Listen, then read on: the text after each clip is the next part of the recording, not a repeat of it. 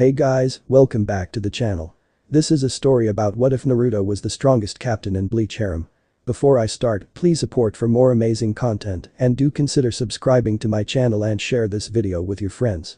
This is written by the First Kitsukage and link in the description and support writer. Let's start the video. Chapter 1. Death in the First. That is what Naruto thought as he looked down at his body.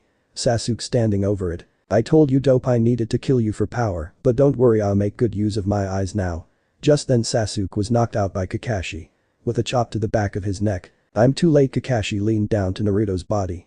I'm sorry Naruto, but I know you fought with all your heart. I'll bring him home. Naruto-sensei, I'm sorry. Kakashi took Sasuke and Naruto's body back to the village. A few hours later Kakashi made it to the gate.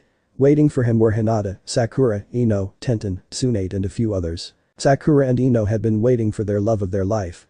The asshole Sasuke. Tenten had been waiting with Hinata. Being at least on better terms with her than the other two fangirls. Although, Hinata was a fangirl, but she was Naruto's fangirl, but was nowhere as weak as one. And Tsunade was waiting for her little brother. When Kakashi landed in front of them, he had a broken and sad look on his face. Like he didn't want to be there. Sasuke. Sasuke is back. Sakura and Ino yelled. Tsunade rushed over to Kakashi as did the other four girls. Take this traitor to the hospital and make sure he has 24-hour Anbu guard. Kakashi ordered. Tsunade nodded.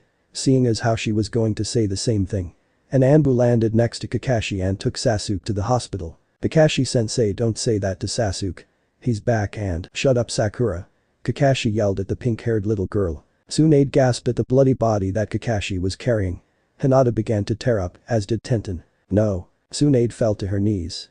I'm sorry Lady Tsunade, I was too late, I couldn't save him. Kakashi lone eye leaked a few tears. Why is Hinata crying? Isn't she happy that the asshole is back? Naruto's soul thought to himself. You stupid child. Not now Fox. Yes now. We are dead because of you. I died in you, you worthless little meatbag. And for what? So you could impress that pink-haired monstrosity. She never cared for you ever. Even if you had lived, she would call you a monster just for bring back the little weakly Uchiha in the state he is in. Kyuubi yelled at her container. You're wrong about Sakura. She would never do that. Naruto defended. 1 week later, Naruto was at his own funeral. Funny to him really. We are gathered here today to lie to rest Konoha's greatest hero. Naruto Uzumaki died in the line of service to the Great Leaf Village. Tsunade began. Naruto was surprised to see so many at his funeral. If you call 24 or so people a lot.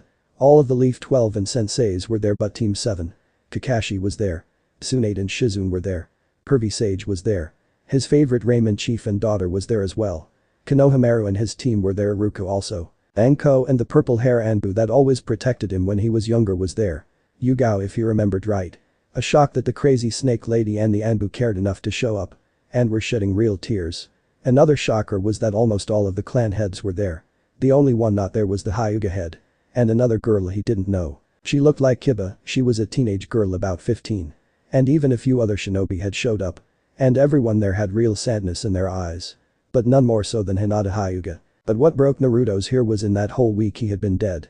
Sakura was right next to Sasuke all this time. Never once did she ask about him. Or even who he was doing.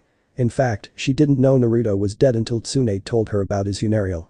But, the nail in the coffin was the word she said to Tsunade after she was told about it. Why would I go to that monster's funeral after what he did to my Sasuke? The monster deserved to die. She yelled and walked off. To get more flowers for Sasuke no doubt. I told you so. Was Kyuubi's only reply to that. It had hurt. He had cried all that night. And even now. He was crying at his own funeral. One by one his friends were saying their goodbyes. He was happy to see that. Then, at the end. Hinata went last. It started raining. As if the heavens were crying as well. Naruto sob, I'm sorry sob. Sorry for what Hinata? Naruto asked out loud. Not really thinking that she heard him. I'm sorry that this happened. I'm sorry sob, I never told you sob. Told me what Hinata? Iwish sob, I had told you sob, how much I've come sob to love you Hinata said, and then ran crying her eyes out. Naruto was shocked. Shocked that someone was beautiful and kind as Hinata would love him. She loved me and I never knew. You were too busy chasing rock and a flat chest rat to notice that a beautiful diamond was following you. Kyuubi told him. She loved me, she loved me, she loved me, and I never saw it. Naruto's mind was in turmoil. Only Kyuubi noticed the chain on his chest. Then they noticed the council walking down the road to them. Stop this at once. And old man yelled. With them was Sasuke Uchiha and his faithful little bitch slave Sakura. You darn cry over that demon brat. He almost killed Sasuke Uchiha. The last loyal Uchiha left in the world. He continued. What? How dare you interrupt this funeral? The funeral of Konoha's greatest hero Naruto Uzumaki. Tsunade yelled. Greatest hero. Ha. That title belongs to me. I killed the great Kyuubi, something that not even that weakling fourth could do. That makes me far stronger than that little weakling fourth Hokage. I should become Hokage right now. Sasuke said smugly. Yeah, Sasuke did what no one could do before. Kill that demon. The bitch slave yelled. With the council agreeing.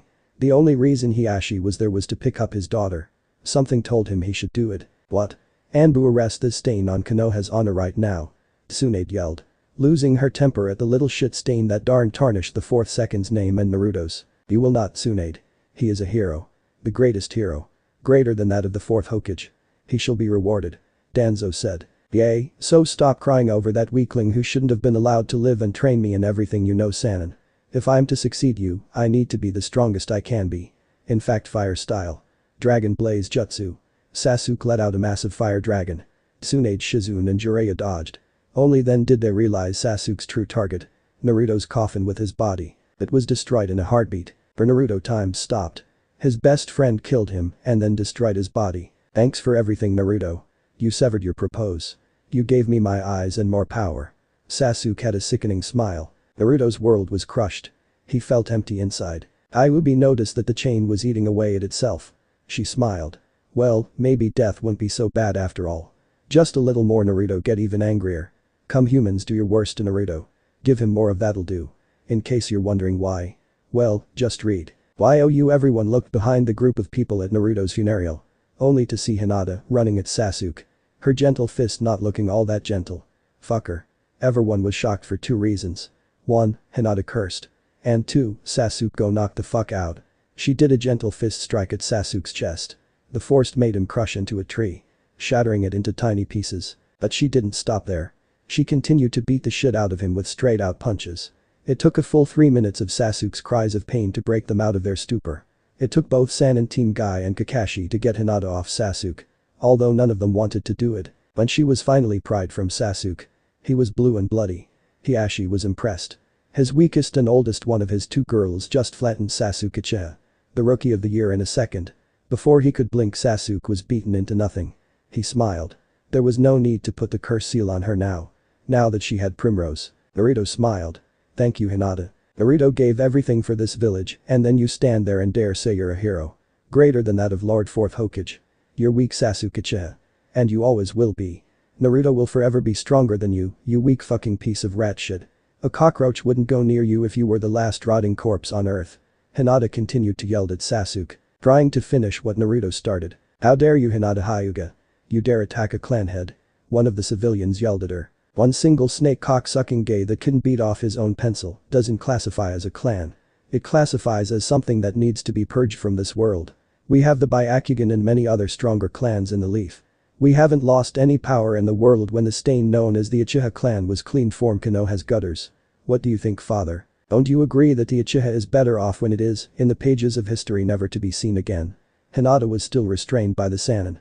Jiraiya was happy that the girl was standing up for Naruto. The Uchiha brat was lucky he was out of the village when he came back. Otherwise he would be in a hole somewhere. Although Hiashi didn't like that his little girl put him in the spotlight. He was proud of her. Putting the spoiled Uchiha in his place was a great way to start the day in his eyes. Danzo just smiled. I think that Lady Hinata brings up a good point. Sasuke needs to rebuild his clan. And thank you for volunteering for this, Lady Hinata. To bring back such a power clan back into this world. After much yelling from both sides. The Fire Lord came up to settle it. His decision was a simple one. When Sasuke turns 17, Hinata Hyuga will marry Sasuke Uchiha along with Sakura Haruno and Ino Yamamaka. Along with any other girls that the Leaf Village Council wishes for the boy. The man said, I accept. Sasuke smirked. You hear that, dope? Hoping that Naruto could hear him in the afterlife, I'm going to be married to the only girl that will ever love you. And don't worry, my dear. I'll make sure that our honeymoon is one to remember. No, I refuse. If you refuse, the Hyuga clan will lose all of its titles and rank in the Land of Fire. I have ruled. The man walked away. Let us go, Hinata. It is time for training. Hinata broken over what the Fire Lord had ruled for her. Her life was over.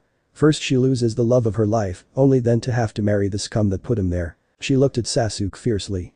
The second you touch me, worm, is the second that the Uchiha clan dies. She threatened as she walked back to her father's side. Naruto was shocked to his core. Yes, that was all it took. Thank you, stupid humans. You have ensured Naruto's ascent to power. Naruto screamed as the chain on his chest was no more. He screamed as he was no longer human looking. Something was changing him. For better or for worse it was happening. Ah. Power. That is what Naruto felt next. Hinata, I swore I will be back. But that. The new and improved Naruto. Left into the darkness. Not to reappear in this world for an unknown amount of time. Time skip many years later. Naruto's first 200 years or so in Hueco was long and lonely. The first thing to go right was the fact that Kyuubi made him what he is today. Or at least jump-started it. No vessel of mine will start at the bottom again. She said, and then used her limitless power to turn him into a vasto lord. Naruto trained rather than eat to gain power. And because of that he grew stronger than any other. While some were happy at just being a vasto lord, Naruto was not. He wanted more power. But when he had reached the peak of his power, he had become a majesty vasto lord, the strongest of all. There is a saying in Hueco, he who is majesty is strongest. He who is strongest is king of Hueco. Naruto never wanted to be king. All he wanted was a propose. But a propose would have to wait for now. But it was fun to go to the human world and fight Soul Reapers and kick their ass. No one could challenge him. Except this one time when he fought 13 strong Soul Reapers. But more on that later. Naruto, bored as hell one day, thought of something. What would happen if I took off my mask? He asked himself this when he was talking to Kyuubi. When he said he wanted to be human again, Kyuubi remarked that maybe you should take off your mask and lose all your power that you worked so hard on. Then one day. He did just that. With a force so great it drove off all other hollows around him. Naruto took off his mask and felt his power grow tenfold. When he came to, he found himself wearing a plain white coat. And 2 swords next to him. Naruto knew he had more powers, so he decided a purpose can wait for no. He wanted to master these powers. When he looked at himself, he looked more human. In fact, he looked human. Like he would if he was 16 human years old. His mask was gone completely. But not his power. For the next 500 years Naruto spent his free time, which was all the time, mastering his new powers. He smiled at the newfound power he had. But then, he was sad aging. For again, he had no purpose. Then one day a purpose came to him. At 200 years after he mastered his power, when put looking for whatever he was looking for, he found his purpose. He found a little girl crying. She was wearing a small green rag that covered her little body. She had a fractured skull on her head. She was shocked. Another hollow that had taken off its mask. But why was it a child? Child, why are you crying? Naruto asked in a kind voice. The little girl looked at him. Then jumped into his arms still crying. Some big bad hollows came and attacked Nell and her brothers. Nell's brothers fought back but they were too many of them. Nell's brothers told Nell to run, so Nell ran until Nell couldn't run anymore. But now Nell is all alone and can't find Nell's brothers. She said, crying in his chest. Naruto grew angry. This child was strong. He could sense it. But something still felt off about her. There she is. Naruto looked up to see about a dozen hollows, a judge's class or something like that. I don't know why you're here, Soul Reaper. But give us the girl and we'll let you have a head start at getting away. A big bull like a judge's taunted Naruto. Nell ran behind Naruto's legs. That's them, they are the ones that Nell's brothers were fighting. The little girl pointed at them. Where are Nell's brothers? She yelled. The bull laughed. Right here. He pointed to his gut. Nell began wailing. She had lost everything now. The bull and all the rest were laughing even harder now. I hope you're all happy. They stopped laughing as Naruto's power began to rise. Because now you're all dead. In a blink of an eye all of them were gone. Naruto had used his sword to destroy the hollows that made that cute little girl cry. Now, sob, Nell's all, sob, alone, sob, again. Nell was crying. No, you're not. Nell looked up to see Naruto smiling down at her. You're not alone. As long as I am around, you'll never be alone again. From now on, I'll protect you. Nell was so happy, she had the baby face on. She ran and cried in Naruto's chest. Nell's name is Nell, what yours? She asked happily. Naruto smiled. My name is Naruto. Does Naruto promise that Naruto will never leave Nell alone again? She asked with the same childlike voice. Yes. I promise. Naruto smiled. He had found a purpose once again. And no one will that away from him. It had been 100 years since then. Naruto had been looking for a way to restore Nell's power and her form back to the way it was before whatever happened that caused it. But he had a problem. He needed both hollow power and Soul Reaper power that was not connected like his was. The hollow part was easy enough. Just killing weak little Ajuchas was needed. And they were all over the place. It was finding a Soul Reaper strong enough to help Nell that was hard. All he found were no-name nobodies. Not worth the effort of killing them, but he did anyway. At this rate, it would take another 100 years to get Nell back to her former self. He also noticed that her mask fragment skull was damaged. Like someone had tried to cut her skull in half and almost succeed. He'll deal with that one in due time. But his main focus was restoring Nell to her full power. Alright Nell, we're going back to the human world. Okay, I need to find some soul reapers strong enough to help you Nell. Naruto smiled at the little girl. Why a human world human world? Nell like the pretty place known as the human world. Nell shouted in her chibi child voice. Naruto had done his best to help her forget about the people she called her brothers before. He smiled. We leave now, we might not come back so soon this time. Alright Nell. Let's get going. Let's go brother. Nell is happy to see the sun again. She cheered. Naruto smiled and picked up Nell to put on his shoulder. Let's go big brother. Nell is looking forward to seeing the sun again. She cheered. Naruto opened a portal to the same place he always visits. Karakura town. He jumped in. At Karakura, a massive amount of spiritual pressure emanated all over Karakura town. Anyone who could feel it felt it. An orange-haired teen felt it barely, but he dismissed it. Hollows ran back to their world. Wanting nothing to do with this great power. Plus souls hid in fear. Hoping beyond hope that they were not found. Naruto and Nell stepped into the world of the living. It was night. Great. We just happened to come in when it's nighttime. Naruto commented. It is okay big brother. Nighttime here he's still prettier than nighttime at Wako Mundo. Nell sighed on top his shoulders. I see. Naruto said. So what do you want to do first? Nell's wants to go to the water. You never see water in Wako Mundo. That's where Nell wants to go first. Very well. Let's go.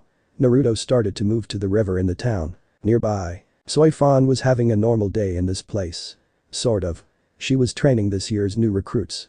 About 12 or so. Only one of them had any real paternal to be a seed officer. Anyway, she was trained this kids in Karakura town, the place was rich in spirit energy. And low-level hollows were always around. So she knew her handpicked new recruits would have no trouble fighting their first hollow. But that changed in a heartbeat. In a blink of an eye, 2 hollows came into Karakura town. Their spirit energy beyond that of anything she had ever faced before. One was that of a high-level captain, on par with her own. The other sent shivers down her spine. She dare say that not even the captain commander could beat it. She looked at her new recruits. All of them were on the ground painting, trying to breath. Then it settled down. The recruits managed to pick themselves up. While they did that Soi Fon went to go find them. The hollows that had this unholy spirit energy. What she saw shocked her to her core. Even more than the power that they had. One looked like a little girl. She was wearing a full-body green cloth. And she had a cracked skull on top of her head. And a scar on her face. She looked childish to say the least. The other was even more amazing. She saw a handsome young man. He had spiky blonde hair, beautiful blue eyes, and had the feel of a noble about him. He was wearing a white coat and had 2 zanpakutos on him. One on his back, the other at his waist. The one at his waist had a black cloth around it. The other on his back had a blood-red cloth on it. He looked like a human. Or even a soul reaper himself. But she never saw him in the Soul Society. Or among the 13 court guards. And his power, she was scared of it. For the first time in her life as a soul reaper, she was scared. It was like nothing she had ever felt before. Great. We just happened to come in when it's nighttime. She heard the blonde say. That caught her off guard. He was disappointed in was nighttime in the world of the living. It is okay big brother. Nighttime here he's still prettier than nighttime at Wako Mundo. She heard the little girl say to the blonde. That proved it, they were hollows. But they looked so human. I see. So what do you want to do first? She heard the blonde say again. What are they up to? Nell's wants to go to the water. You never see water in Wako Mundo. That's where Nell wants to go first. The little was talking in third person. Nell, was that her name? Soi Fon continued to watch the two. Very well. Let's go. The blonde began to float to the river of the town. This confused Soi Fon even more. Why are they here? She asked herself. Are they just sightseeing? She looked at her scared group of recruits. Follow them, keep out of sight and hid your spirit energy. Do not fail me in this. She told them, they all nodded. Far from the bulk of the town. Naruto and Nell were looking at the river in its calm form. The moon shining down on the water. Naruto sighed. He had felt a few soul reapers following them. Only one of them worth noting. But not just them, he felt others following him as well. I guess it was too much to ask to be able to move about the human world freely. He didn't want to ruin this moment. But he wanted to help Nell get her powers back. She was so close to getting her powers back. If Naruto killed the stronger one of the soul reapers then she would. He thought of the pros and cons. Then he made his decision. Come on out soul reapers. I know you're following us. Naruto said aloud. Nell looked at Naruto. Soul Reapers? They're here. Where? Nell asked nervously. Naruto looked in the direction of Soi Fon and her group. At first no one came out of hiding. Very well. Naruto vanished in sound. Naruto Sanito in front of Soi Fon and her group. Much to the relief of most of the others following him. All but one of them was relieved. Why are you following us? We have nothing you want. So just go away. Naruto said, looking Soi Fon in the eyes. Soi Fon almost felt like the blonde in front of her was looking into her soul. Those big blue eyes, they were intense. Ah. Mean evil soul reapers. Make them go away, big brother. Nell yelled, trying to hide behind Naruto's head. You see, look at what you've done. You've sacred Nell. Naruto looked at them. The soul reaper's sweat drop. What are you doing here, Hollow? Soi Fon asked. Seeing as she was the only one that could. The rest of the team was hyperventilating. You must be strong. To be in my presence and not look like them. Naruto pointed at her recruits. Although she didn't show it, Soi Fon had begun to sweat. The limiter seal on her caused her lose a lot of power. Doubtful that she could take this Hollow with her without it even. I asked, what are you doing here, Hollow? She said a little more forcefully. I will only answer that question if you do not call me a Hollow. I have stopped being one of those mindless beasts for some time now. Call me by my name. Naruto said to her. And what is your name? She was stalling. She had called into the Soul Society to release the seal that was on her. Every second was another she could fight at full power. Also for a barrier and reinforcements. She knew that this Hollow was far stronger than any other she had faced before. Very well. I will tell you my name if you tell me yours. My name, when I was alive, is Naruto Uzumaki. Once a vasto lord of Wako Mundo. Now tell me yours. And I'm Nell, Soul Reaper woman. Nell said, peeking out from Naruto's hair. She froze. Vasto lord. Once one. What did that mean? Your name, women. Naruto said more forcefully. And my name is Soi Fon. And that's all I'm telling you, Hollow. She felt his spiritual pressure spike for a moment. My name is Naruto, as I had already told you. Do not call me a Hollow.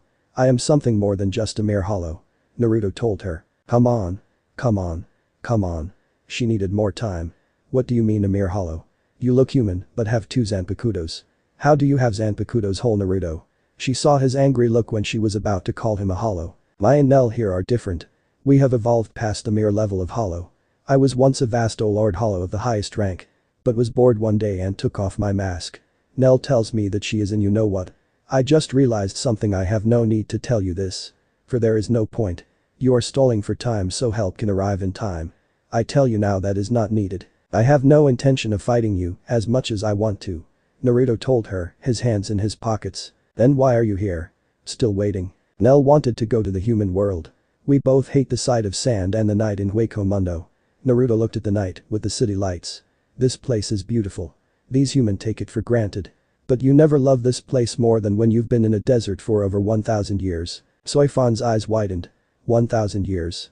That's how long the Captain Commander has been at his post as Captain Commander.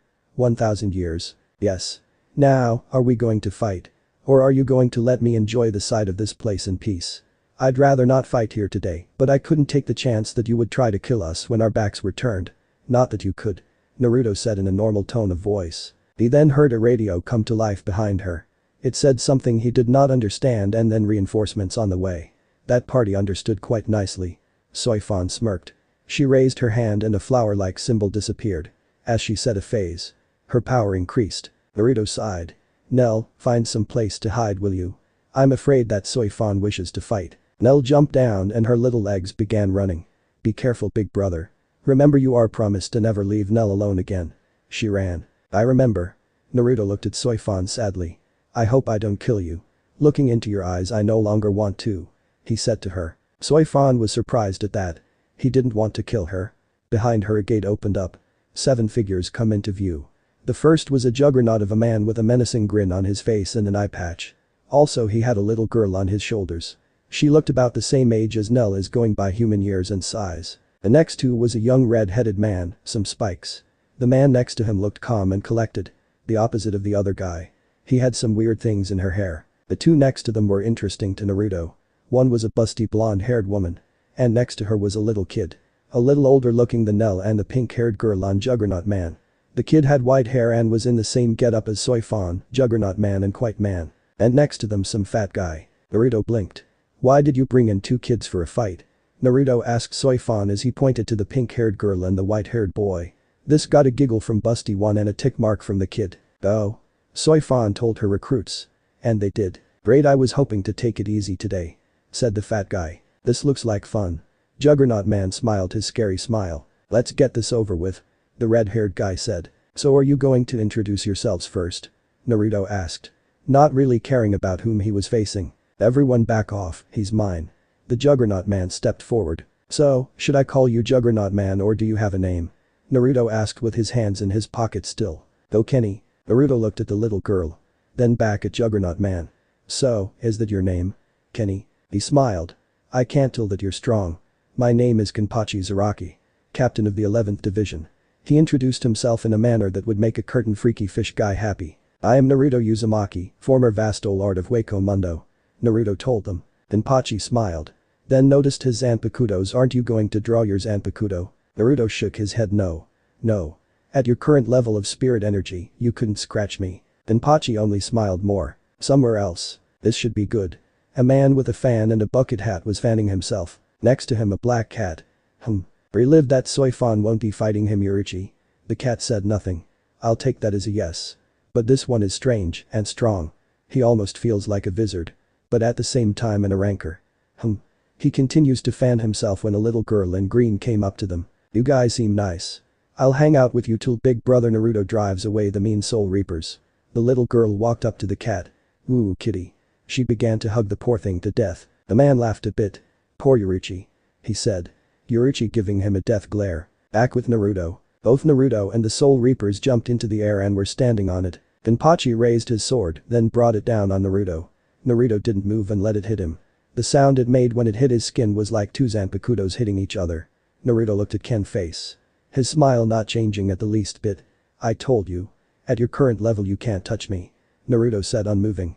Some of the other captains were surprised at these turn of events. Kenpachi smiled. Alright Naruto Uzumaki. Now I get to do this. Why Kenny's going to play now? The little pink-haired girl said on the sidelines. Kenpachi took off his eye patch. And Naruto felt his power grow even farther than Naruto thought he could go. Naruto was slightly impressed. Kenpachi with his power no longer hindered. Tried to cut him down again. Only for Naruto to grab the tip of his blade with 2 fingers. The blade was in between Naruto's left hand's middle finger and index finger. Naruto looked at the captains. I felt a barrier go up before you guys showed up. Does that barrier protect the humans from our fight, including damage done to buildings? Naruto asked politely. This shocked the captains and vice captains. But Kenpachi was trying to free his sword from the vice grip that Naruto's 2 fingers had on his sword. Well, I hope it does. Naruto pointed his right index finger at Kenpachi's chest. Zero. Naruto's zero was destructive. To say the least. Kenpachi was sent back down to the ground by the zero. Oh sorry, I should have held back more of my power. I didn't think I was using that much. Naruto said normally. As if he was sorry for not holding back more. The Soul Reapers looked shocked. Kenpachi the Juggernaut was just beaten in one move. The Hollow had even said he was holding back.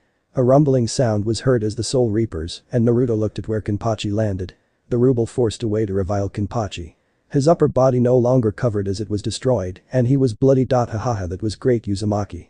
Really great. I haven't had this much fun forever. Ken yelled insanely happily. Oh I'm glad you survived. I was afraid that my Zero had killed you. Naruto said to the insane Juggernaut. However you cannot hope to scratch me if that is the extent of your power. Who is next? He looked at the group of Soul Reapers on the sidelines. I'm not done yet Uzumaki. I am far from done. Oh is that so? Naruto looked back at Kenpachi. Oh very well. Naruto reached for his black Zanpakudo. Both were the same as Ulquiorra's Zanpakudo, but one was black the other was red. But then he stopped. He is unworthy? Naruto seemed to ask himself. Everyone looked at him. I see. Sorry Kenpachi. My Zanpakudo says you're unworthy to fight her. Too bad. But don't worry, I still have more powers for you to face. Kenpachi was insulted. At the Zanpakudo saying he was unworthy. But was intrigued at the other powers' comment. Naruto held out his hand. Draining Javelin Generation. A javelin made out of pure red energy about 5 feet long came to life. This little number took me a while to perfect. Be honored to be the first to be its test subject. Naruto got ready to throw it like a pitcher. He then released it at Kenpachi. It went right through Kenpachi's chest and into the ground. He still had a menacing grin on his face. Is that all you've got? He yelled at the blonde. The javelin still in him. Then his eyes widened when Naruto held out his hand. No, just that fighting you is troublesome to do right now. I have no desire to fight you at full or even half power. You are not worthy of such a display of my power. But, however, I will take your power for my own. You have enough of it. Soon everyone felt Naruto's hand was draining energy from his javelin. Kenpachi's eyes widened again. He felt his spirit energy fading fast. Do not worry, Juggernaut Man. The power I am taking from you, you will be able to regain in time. Within seconds Kenpachi, as difficult as it would seem, fell to his knees. Unable to stand any longer. Naruto turned his head to the others. So who's next? He asked. His smirk was somewhat unnerving. The other captains were shocked. This hollow beat Kenpachi like a captain would a student. We take him together. We attack with everything we've got. The little white-haired kid suggested to the others. Right, Captain? The busty one said to the kid. He's a captain? Naruto asked. This got another tick mark from Toshiro. And giggles formed the woman. What's a captain? Naruto asked again. All of the Soul Reapers sweat drop. Thank you for playing with Kenny. Kenny had fun, blonde. The little pink-haired girl said, running to the down captain's side. We will take you down, Hollow. You will not survive past tonight. The red-haired guy. Such a waste of my time. Very well, if you all wish to fight me, give it all you got. Naruto held out both arms as if inviting them for a hug. Crush him. Jujetsuburi. The big guy's Zanpakuto turned into a spike ball with chain. Roar. Zabumaru. The redhead Zanpakuto was now whip-like. Growl. Hineko. The busty blonde's blade of her Zanpakuto turned to ash. Naruto raised an eyebrow at this. Sting all enemies to death. Suzumabachi. Soi Fon's Zanpakuto looked like a bee's stringer. Scatter. Senbonzakura. The quite captain's Zanpakuto became a lot of little pink flower petals. Sit upon the frozen heavens. Hyorinmaru. The little kid's Zanpakuto was now an ice dragon. Naruto looked at the display of power in front of him. Naruto tilted his head. Question. Naruto held up one figure. Why didn't Juggernaut Man release his Zanpakuto? Naruto asked, pointing to Kenpachi. None of the Soul Reapers in front of him answered his question. How rude. Naruto pouted. But Naruto reached his right hand at them. The captains tensed a bit. She says that all of you combined are worthy. Naruto reached for his black Zanpakuto. And completely unsheathed it. For her to come out and play. The other one was not worthy to fight her, he smiled. Let's see how you six fare against her. He looked a little bored. With this, she is almost complete. He said to himself. The next fight was about to begin. Naruto wasted no time starting the fight. With a Sanito, Naruto was behind them. His blade dripping in blood of the one first to fall in this soon-to-be short battle. The first one to fall was the big guy. The bottom half of his shikai fell to the floor. Then a massive cut appeared across his large beer belly. Then fall to the ground below. For the vice-captains and the captains, all they did was blinked. 1 down, 5 to go.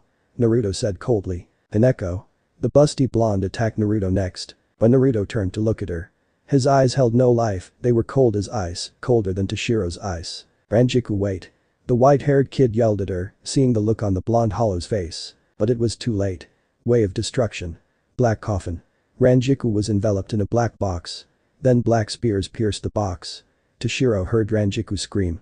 When the box dissipated, Ranjiku had many lacerating cut in her. She too fell on top of the roof of a building. 2 down, 4 to go. Naruto said in the same cold voice. Ranjiku. Go Zabumaru. The redhead guy attacked Naruto next. Naruto turned to look at him. When Renji's eyes and Naruto's eyes meet, he saw that he had already lost. Naruto just Sanito and was on the other side of Renji. A second later, Renji had a cut from side to side. His shikai returned to normal. Then he too fell to the ground. 3 down, 3 to go. Now that the weak ones are out of the way, we can fight for real. Naruto turned to face the 3 captains. But the first group watching the fight, would you look at that? He took out 3 vice captains faster than anyone I've ever seen. He even used Kido. The man fanning himself was impressed. The big mean Soul Reapers have no chance to beat Big Brother Naruto. He's beaten loads of strong hollows back in Hueco Mundo. Even other rankers. Big Brother Naruto is undefeated, Nell said, continuing to crush poor Yorichi. Other rankers? Nell, how many other rankers are there? The fan man asked Nell. Nell does not know. But Nell knows that Nell isn't a ranker. Big Brother Naruto has been collecting the power of mean evil Soul Reapers and hollows so he can restore Nell's power.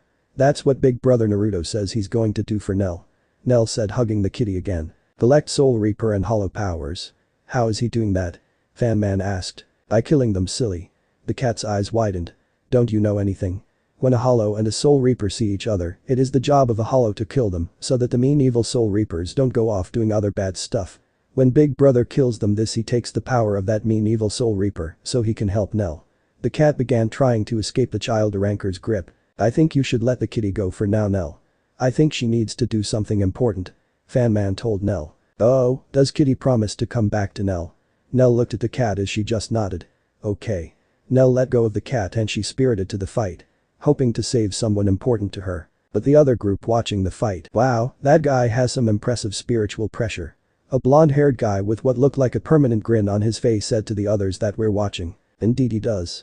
It feels like ours, but still different. A very big man with pink hair replied. So, let's just kill the Dumbus when he's done with the captains. A short girl said annoyed. That would be unwise. He defeated 4 vice captains, and that one captain faster than any of us have beaten a low-level hollow. And the fact he is not going all out against 3 Shikai released Zanpakutos from 3 captains means he's far stronger than he is letting on. Another girl said. We'll watch for now. See what happens. The Grin Man said. Back to the fight during the conversations. Naruto Sanito to the captains who only Flash stepped out of the way, he again Sanito to the nearest one, which was the kid. He brought down his Zanpakuto on the kid who blocked with his own. Toshiro was trying to hold the blade back with all his might, but he felt the overwhelming power that his hollow had. Naruto himself was not putting any effort into the attack. Then Naruto kicked the boy in the gut, causing him to lose breath. Then was launched to the ground at high speeds when Naruto fired a zero at point-blank range. Naruto saw the quiet captain charge him next. With all the little pink flower petals around him and attacking Naruto at the same time. The petals attacked Naruto, he just sat there and took it. Soi Fon smirked when Byakuya killed the hollow. But then both captains were shocked when the pink petals were blown away. And the hollow Naruto was still there, only his white coat had been damaged. Naruto just grabbed his ruined white coat and tore it off him, revealing his hollow hole, dead center of his well-toned chest. And where Ichigo's hollow hole is, some women blushed. Naruto Sanito in front of the quiet captain. And Zero Rasengan. Naruto drove a red Rasengan into Byakuya's gut, sending him to the ground like the others. Naruto Sanito away from his spot when he felt Soi Fon try to stab him in the back. He appeared behind her. She flash stepped to avoid Naruto cutting her down. She blushed again looking at his chest. Only then she realized her less than rookie mistake. Naruto got behind her, grabbed her arm with her released Zanpakuto and held it away from them. Grabbed her other arm and wrapped it around her neck. She now could not move. Soi Fon was berating herself. Such a stupid mistake. She got distracted and that will cost her her life. She was thinking, she wasn't dead yet. You're holding back, Naruto stated more than asked. Don't. Then Naruto took a nice long whiff of Soi Fon's hair. You smell good. Naruto said playfully. That pissed off Soi Fon as she used her flexibly to kick him in the face. Then when her left hand was released, elbow him in the gut and do a 180-degree turn and knee him in the groin. Ouch. Soi Fon got a bit a ways from him and smirked. Naruto was holding his groin area in pain. Had that been permanent I would have been very upset. Naruto said not really in pain. I'm sorry to say my dear that it's time to end our date a little short.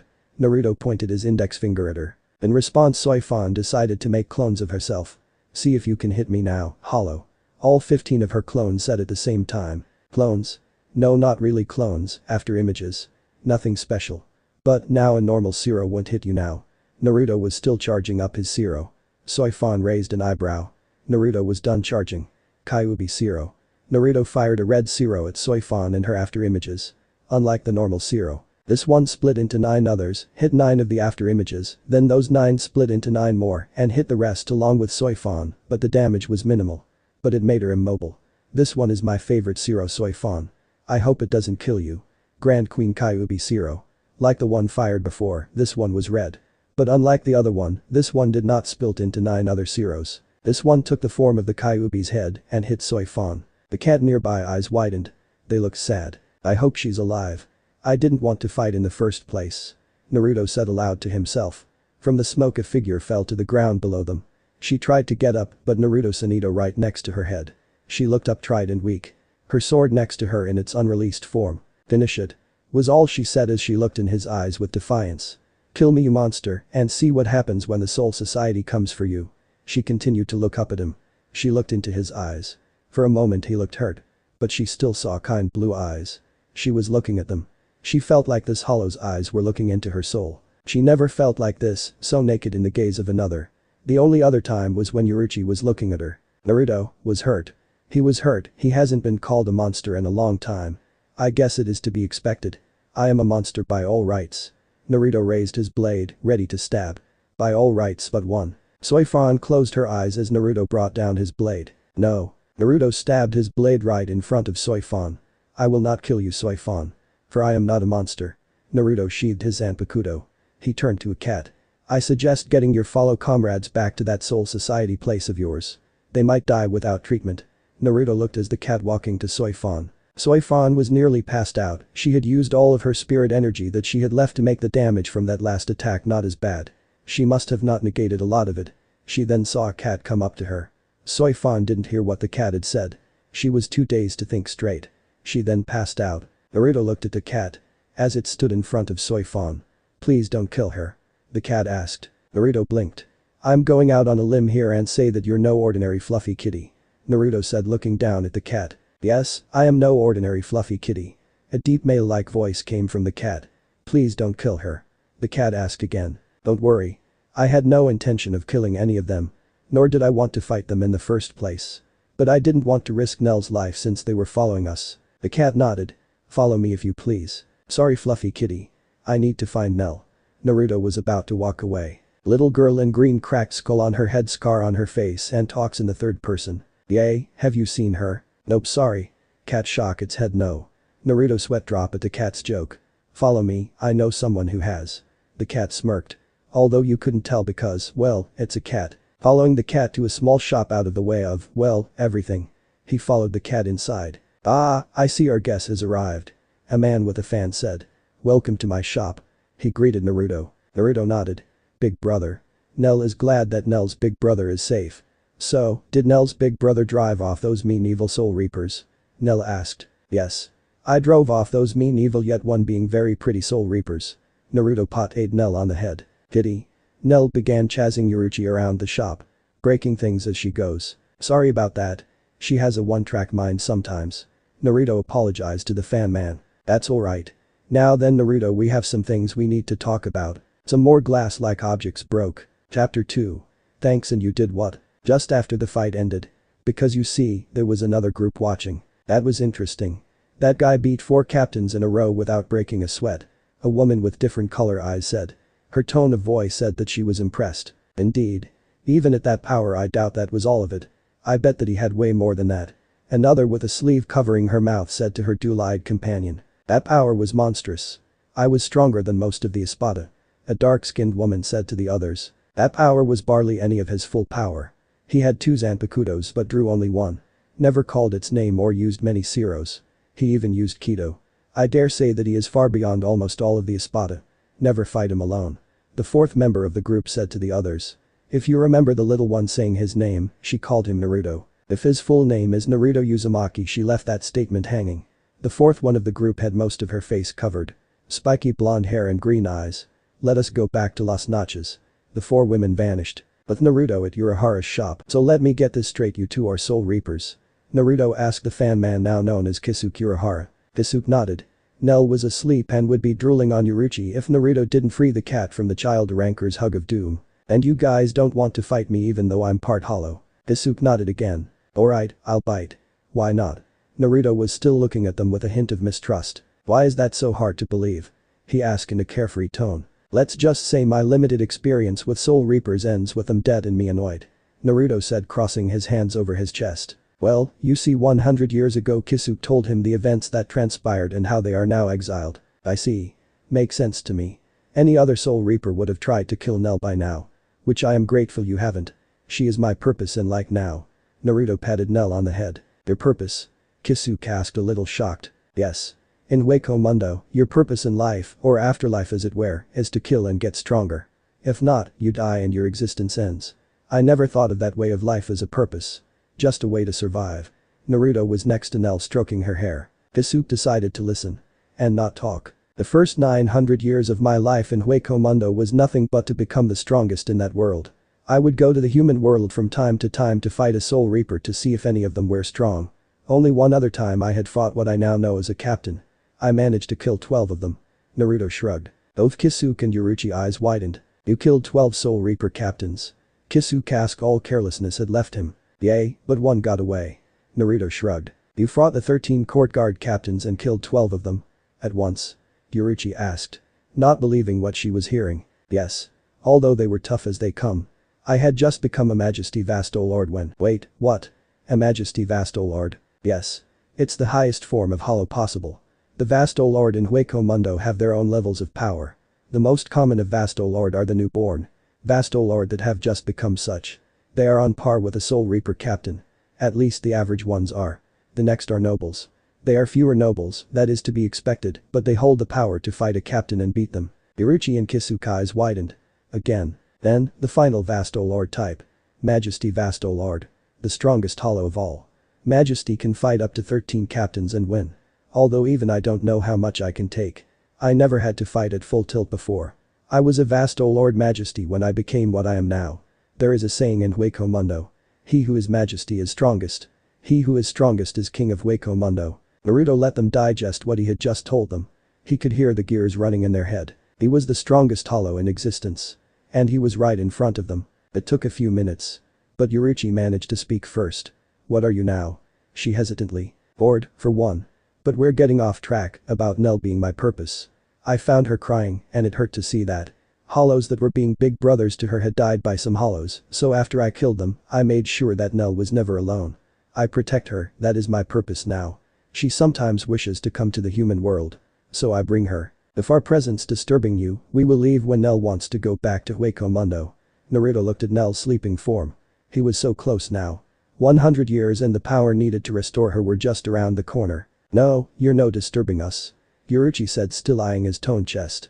Seeing as he still did not have a shirt on. Sasuke fanned himself to keep his grin plastered behind his fan.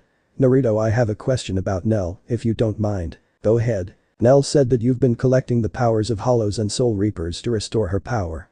What did she mean by that? He asked. Well, no harm in telling you. Nell is trapped, so to speak.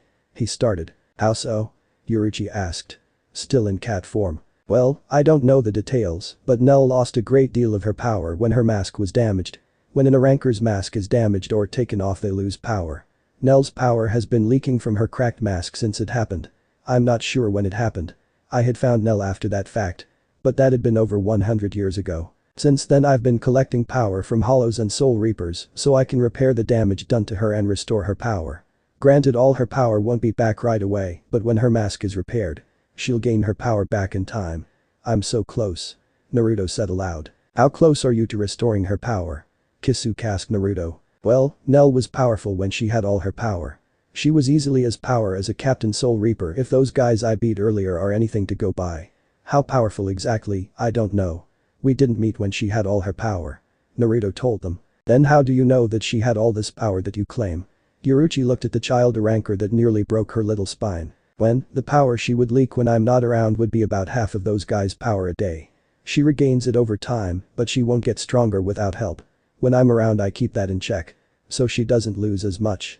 You could feel it in Hueco Mundo miles away. As for restoring her power. I have all the hollow power I need to restore her. But the problem was finding Soul Reaper power to finish it. Naruto sighed. Why not your own power? Kitsukage closed his fan. Naruto shook his head. No. I need untainted Soul Reaper power. Otherwise I would have used my own to help her. The reason is that Nell is a perfect ranker. At least by Hueco Mundo standards. When a hollow is made into an ranker, by unnatural means, their mask is flooded by pure Soul Reaper power when the barrier that prevents that is gone. How she did it I do not know. That's what she needs, pure Soul Reaper power. The hollow power that she also needs is to repair the mask and restore her own hollow powers. The Soul Reaper power keeps her sane so she doesn't go on a murdering spree and restore her Soul Reaper powers.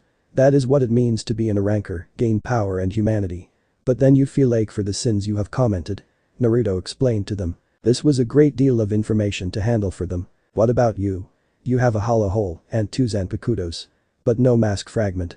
So you're not in a ranker or a visored. A what? Oh, sorry, a visored is a Soul Reaper that has gained hollow powers. Basically the reverse version of an Aranker. Kitsukage explained. Oh, okay. But yes, I am not an Aranker or a visored. I am a new race entirely. Oh, what's it called? I honestly had no name for it. Never needed one. For no hollow would dare try to do what I did out of fear. And no Soul Reaper would because of some rules I'm assuming.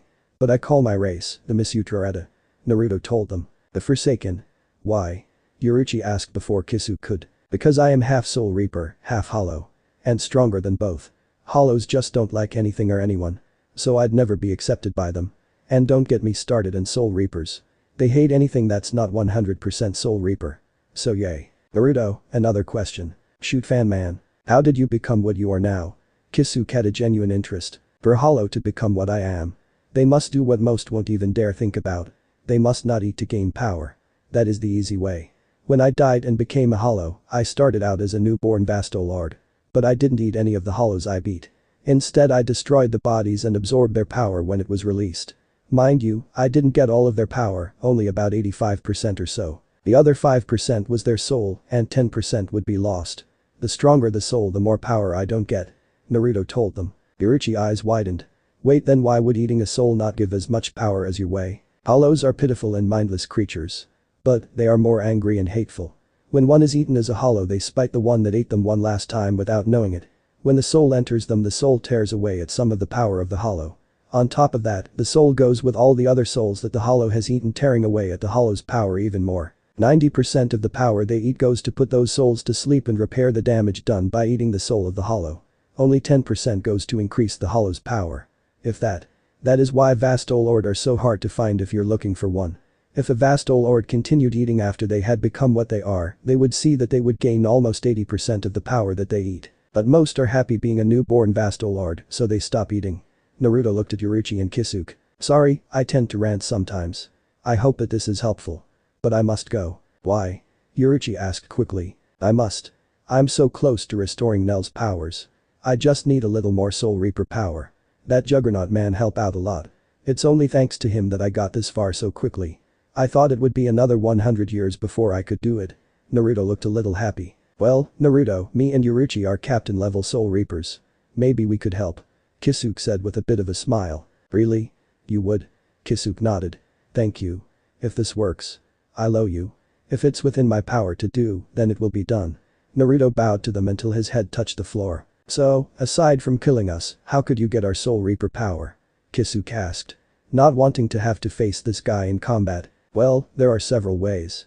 Killing you would grant me the most of your power, but that's out of the question. The next is harder but painful.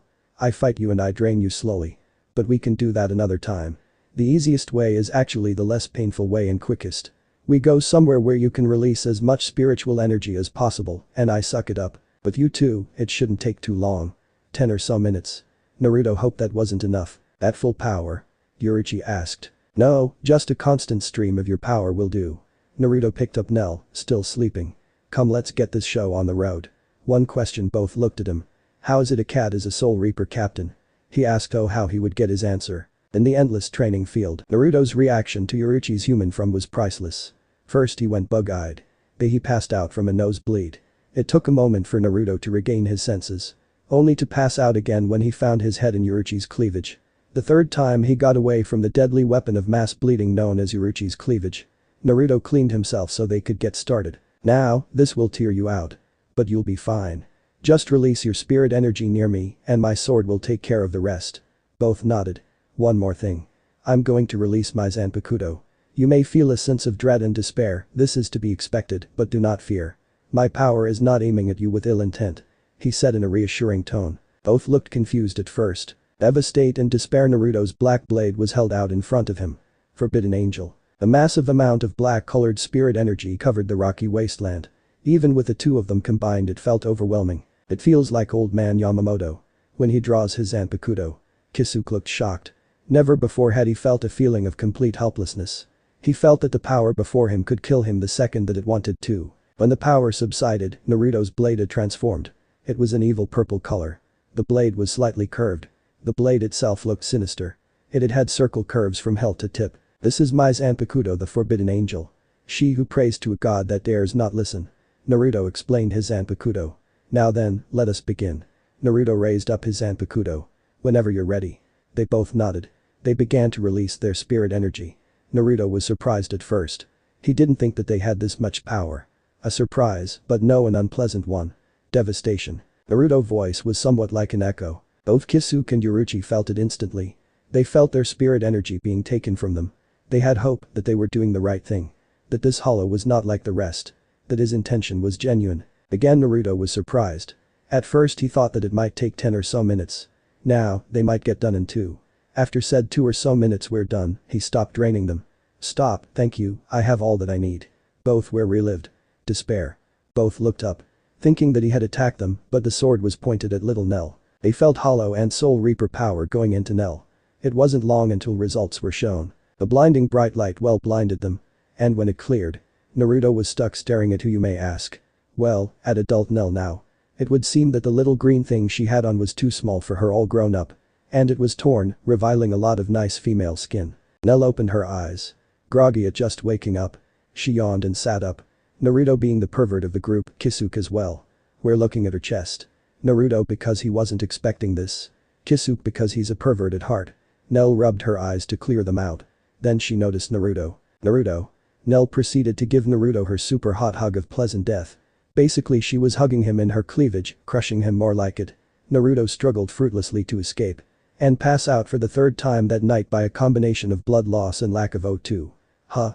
Nell looked at the now limp Naruto. Naruto, oh no, what happened, are you okay? She started shaking him violently. To see if he was alright. Of course he was. Both Kisuke and Yuruchi had a laugh. Naruto woke up 10 minutes later. With Nell waiting for him to wake up. Naruto. She again hugged him in the same fashion. But Naruto managed to escape this time. Unwillingly, of course. Nell? He asked. Yep. She smiled at him. But my full name is Neliel Tuadershvink. She giggled at Naruto's lost look on his face. Longest name ever. That was the look on his face. You mind if I keep calling you Nell? Your full name is a bit of a mouthful. He asked. Of course not, silly. You protected me when I was in a weakened state. So I don't mind. Thanks, Naruto. She said to him. Losing a bit of that childish manner that he had come to get used to. But then again Thistledown Nell was much hotter. Oh, what's this? She picked up something shiny and was looking at herself in it. Nell looked normal.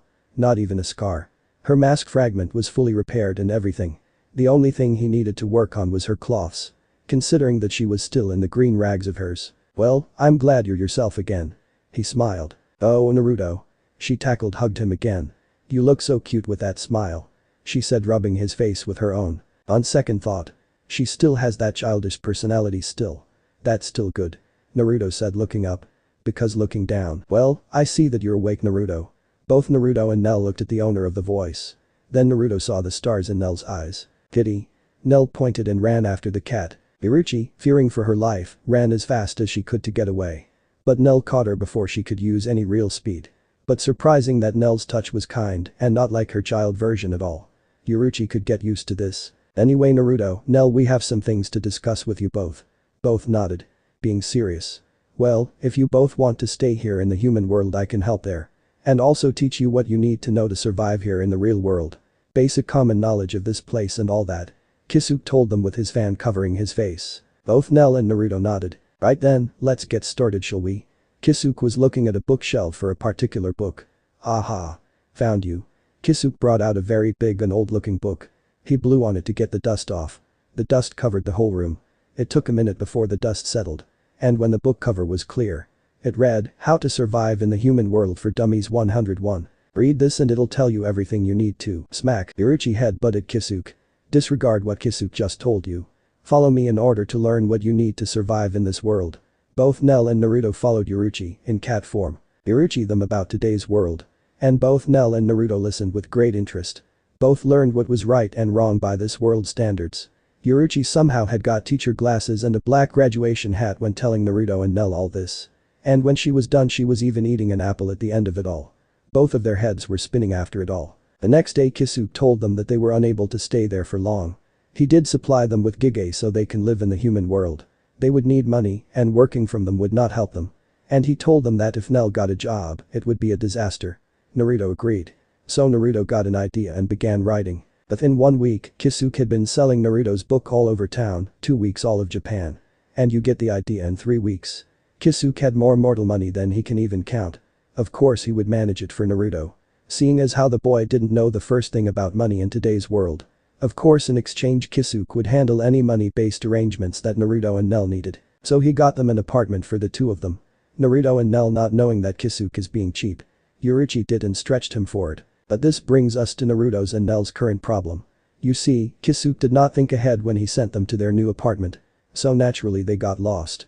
They've been looking for this one place since they left, but they were so airheaded about it they couldn't find it, and now they couldn't find Kisuke's shop. And this jungle of buildings that always looked the same wasn't helping either. Oh man, we're such idiots. I can't believe we didn't ask Kisuke before we left Nell. Nell was looking at herself in the window of a shop. It was scaring the kids inside as she was making strange faces. "Come on, Nell. We don't need to draw attention to ourselves," he said, grabbing her hand and taking her away from the glass. Naruto and Nell wondered, lost for a few minutes more, then Kami or someone else answered their unsaid praise when someone offered help. You do too need any help? You guys look lost." Naruto and Nell looked to their right and saw two young women. One had short black hair and was average height and build all around. "Hi." The other one somewhat yelled. She had long orange hair with two blue hairpins in her hair. She had a smile on her face, like nothing could go wrong. It was refreshing to say the least. Yay. We could use some help. We're lost, this is our first time here in Karakura town. And we're a bit lost," Naruto said shyly. "But Naruto, Naruto covered Nell's mouth. "This is our first time, remember?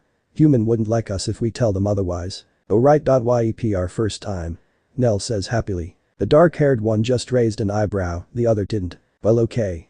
Do you know where you need to go?" the dark-haired one asked. "Yes, the address is written on this piece of paper, we just forgot to ask for directions," Naruto said while both he and Nell were embarrassed. "Well, let me see." Naruto handed her the piece of paper. She looked at it. "Well, this place is not hard. We're going the same way. We can show you." "Really?" Nell and Naruto asked at the same time. "They are Tatsuki?" the long-haired girl asked her friend. Now known as Tatsuki. "They are him. Thank you so much. We are in your department," Naruto said, bowing. On the way there, Nell and Orihime began talking. Getting to know each other. In fact, Tatsuki was surprised to find someone as unique as Orihime. Naruto, being the gentleman, carried the bag of groceries for the girls. As a simple thanks for helping them. Naruto was a little afraid at first that the two girls wouldn't like them. But that ended when Nell and Orihime became fast friends. Talking to each other like they've known each other for years. When they got to their apartment complex, Orihime was happy to know that they were right next to her.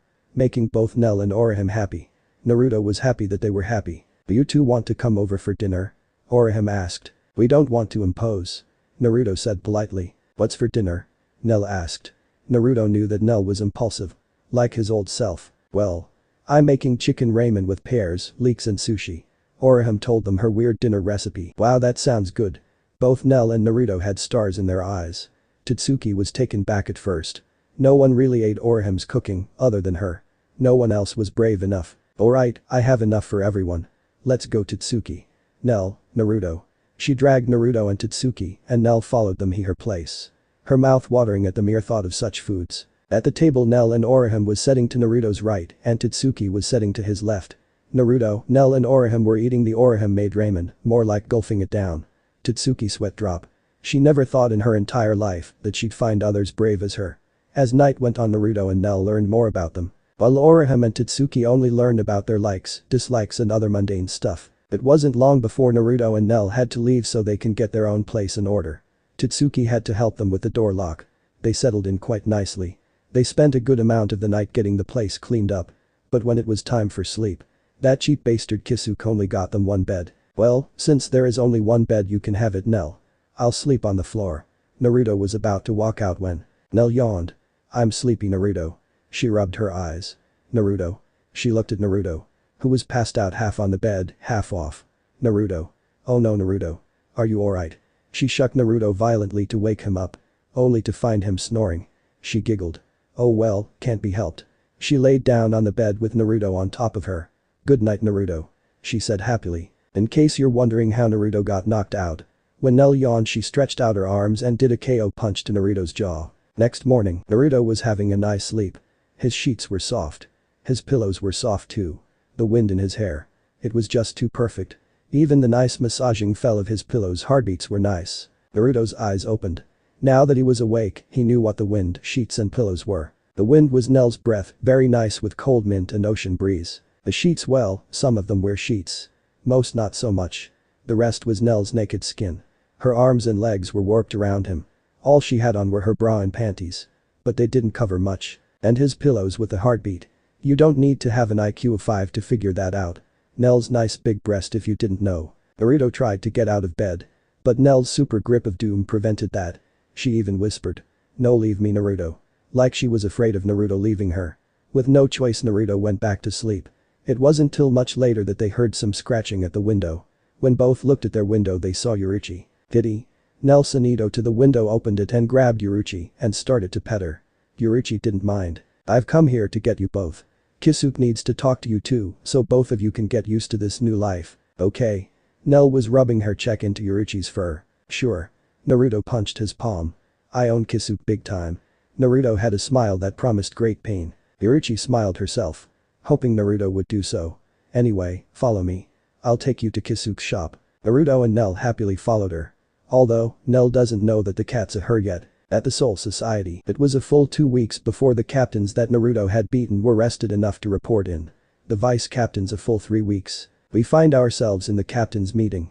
Soi Fon, Kenpachi, the little white-haired kid and the quiet man were in front of an old guy with a cane. Now that you have recovered you can tell us how one hollow beat you four and your vice captains. Soi Fon, you shall begin as you are the one that called in this hollow. The old guy said looked at Soi Fon. Yes sir. I was with my new recruits training them in Karakura town when an unbelievable amount of spiritual pressure blanketed the whole town. Any human who was even the least bit sensitive to it would have felt it. She started. The old guy nodded for her to continue. I went to the center of this spiritual pressure only to find something I was not expecting. I saw what looked like a 16-year-old human boy and a little girl on his shoulders. He was wearing nothing but white, had blonde hair, blue eyes, and even had 2 zanpakutos. She stopped herself from saying 2 beautiful blue eyes. 2. Soi Fon looked at a captain who covered his head with a helmet. Yes 2. One was black, the other was blood red. When I felt his power I was shaken. His power towered over my own. But it wasn't tainted like a hollow, but it wasn't pure like a soul reaper. This confused all captains. What do you mean Captain Soi Fon? A gentle voice asked her. What I mean Captain Retsu is that this hollow had hollow and soul reaper spiritual pressure. She answered. Could it have been one of the criminals from 100 years ago? The captain of the 5th Division Aizen asked. No, this one was in perfect sick of his power. Perfectly controlled. Soi Fon answered. Continue Captain Soi Fon. No more questions till she's done. The old guy Captain Yamamoto tapped his cane on the ground to hush the captains. Yes sir. Well at first they were just looking around. Then I heard them. The older looking one was disappointed that it was nighttime in the human world. Every captain looked surprised. Then something that surprised me even more was when the little girl on his shoulder said. It is okay big brother. Nighttime here he's still prettier than nighttime at Wako Mundo, they are hollows for sure. But don't act like it. Soi Fon took a breath. After they talked a bit. The little hollow said that she wanted to go to the water. We followed them. But the blonde hollow notices us. Soi Fon would never forget the gaze. He told us to come out. That is when I radioed for backup. Then he appeared in front of us. With speed I've never seen before. Not in me or any other captain. Ever. Soi Fon collected her thoughts. Thinking about what to say next. Something the matter Captain Soi Fon? The captain of the 3rd Division asked her. No nothing. We talked for a bit when he found us. I did it to stall for time and to get information out of him. To my surprise the little hollow looked like a little girl. No older than 8 human years old and yet she had a hollow mask fragment on her skull. Aizen the captain of the 5th Division his eyes widened. She acted like she was scared of soul reapers. I've never a hollow afraid of soul reapers before. Maybe they were trying to lure you in a false sense of security. The Captain Aizen commented. Maybe, but moving one. The blonde hollow told me his name, saying. I have stopped being one of those mindless beasts for some time now. I was shocked. Then went in introduced himself. He said his name was Naruto Uzumaki when he was alive. Then this chilled me to the bone. He said he was once a Vasto Lord of Wako Mundo. A Vasto Lord? Was he lying? The captain of the 13th Division asked shocked evident on his face. Based on his power, I'd say he was stronger. Kenpachi smiled or gave his super evil grin. Whatever you want to call it. Yamamoto nodded. Thank you Captain Soi Fon. Any questions before we move on? They were only one. I have just one. Did he say what he was? If he had 2 zanpakutos then he must have been a Should Reaper at one point. Aizen asked. He never said what he or the little girl was. But he said that they had evolved past a form of hollows. That they were something more than a mere hollow. His own words. Soi Fon answered him. I see thank you. Aizen gave his normal smile. Now then.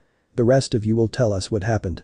Yamamoto told the other 3 captains. Each captain told the others what happened. How their vice captain was taken out then they were. Until the story came back to Soi Fon. She was the last captain to see the hollow and the last to fight it. Then she too told them what happened to her. Soi Fon, after you were defeated, what happened? Yamamoto said. He walked up to me when I was on the ground. I told him to finish it as he was a monster. He raised his blade and stabbed the ground in front of my face. Then I passed out. But before that he said, get your comrades to that Soul Society place. Saying that they would die without medical attention. Like he was concerned about them or something. I see. We will keep an eye out for this hollow. If it surfaces again, no less than 8 captains are to engage it. I want no mistakes this time. Dismissed. The captain commander said. Kisuke's shop. You did WHAT, Naruto yelled, shocked the foundation of the shop. Kisuke was on the floor with a lump on his head. You heard me. I enrolled you in the human high school. I thought you'd like it. It'll help you make new friends and, bam, you should have asked us first. Naruto's foot was introduced to Kisuke's face. Naruto face-palmed himself. Oh man, I thought I was done with school when I died. Oh well. Naruto was thinking about it for a moment. There are a lot of pretty girls over at the high school. Kisuke said again. So, they wear uniforms. So, Nell will need a uniform. This got Naruto to raise an eyebrow. Then he was thinking about it. Thank you Kisuke for enrolling us in high school. Sorry about the little misunderstanding before. Naruto smiled as he picked up Kisuke and dusted him off. Now then, when do we start? Naruto smiled. Tomorrow. But I have everything you need here. Yuruchi laughed a bit. Nell was lost. But Yuruchi explained. Is high school fun? Nell asked. Oh trust me. It can be. Kisuke held his fan in front of him. Oh how right he is. Next morning, Naruto was in his school uniform and Nell was changing into hers. Although, she still didn't get today's human decorum. So she was changing in the living room. Naruto was looking away, him being a gentleman and all. At first she had trouble, but Yuruchi showed her how. Without turning into a beautiful woman that she is. On the way to school, Naruto was thinking. How did Nell become an ranker? The perfect one at that. But he could not find the answer. Nell's memories were still not back. So an answer will have to wait. Seeing as how they got to school. And everyone was eyeing them. Well, the girls eyeing him and the boys eyeing Nell. Well, eyeing her chest to be more precise. Some were drooling, others had nosebleeds. Naruto laughed to himself. Hey you. Naruto looked to his right. So did Nell. Yeah, you with the spiky blonde hair with the green-haired babe. Naruto noticed some guys that look like, oh what's the word? Human thugs. Or schoolyard bullies. Yes. How can I help you? Naruto asked. Nell kept quiet. We don't like you kind of people sticking out with your hair color and style. Change it. The head thug said. A little ways away, Ichigo and some of his friends saw this and were about to intervene when. No. This is my nature hair color. Nell's hair color is nature too. Trying to change who we are and not wise. So, go bully someone who can't defend themselves. Like a child or a worm. Naruto laughed, so did some other kids all around them who saw this. Why you? For that, I'm going to take your girl when I beat you up. The thug wannabe and his lackeys would have run if they saw Naruto's face. Quicker than anyone could have blinked, Naruto beat them all into the ground. Now then. I hope that you all learned something from this. Rule number 1. I'm number 1. Rule number 2. Nell's hot. Rule number 3. You're an idiot. Naruto said, moving on. Bye-bye wired guys who got beat up by Naruto. Nell said in her childish tone. Naruto, wait for me. She ran, which caused her breast to bounce a bit. Much to all the guys' delight. Then they got a slap from the nearest female. Hey Ichigo. I think we found your long-lost brother. A tall dark-skinned guy said to his spiky-haired friend. Yay, maybe. Naruto followed a teacher that took them to their classroom. It was sheer luck that Naruto and Nell had the same classroom and classes. Or not, but they didn't care. It was still a while until class started, but already this was going to be fun. Why, you may ask? This is why. Haim. A girl yelled and started to fondle Nell's chest. Why Haim, your chest has gotten bigger I think. Nell looked lost as to why her breasts were being fondled and Naruto was holding his nosebleed. Nell just blinked a few times. Hey Chizuru. That's not Orihime. The girl now named Chizuru looked behind her to see Tatsuki and Orihime. But that can't be. No one had breasts this big but my Haim. She turned the girl around to see Nell's face. Hi. My name is Neliel Tuadershvink. But you can call me Nell for short. Is that how you greet people here? Nell asked. Not knowing that she was just molested. And my name's Naruto Uzumaki. Best friend of the person you just introduced yourself to. Naruto greeting her. Orihime. Nell. Orihime and Nell hugged each other and started bouncing up and down in a circle. I haven't seen you in ages. Nell said. It's only been a day silly. Orihime said back. Everyone was shocked. But none more so than Chizuru. But she was looking at the breasts of the two bouncing up and down touching each other. She got a nosebleed and passed out. I didn't know that you two were going to high school with us. Tatsuki looked at Naruto. We didn't either.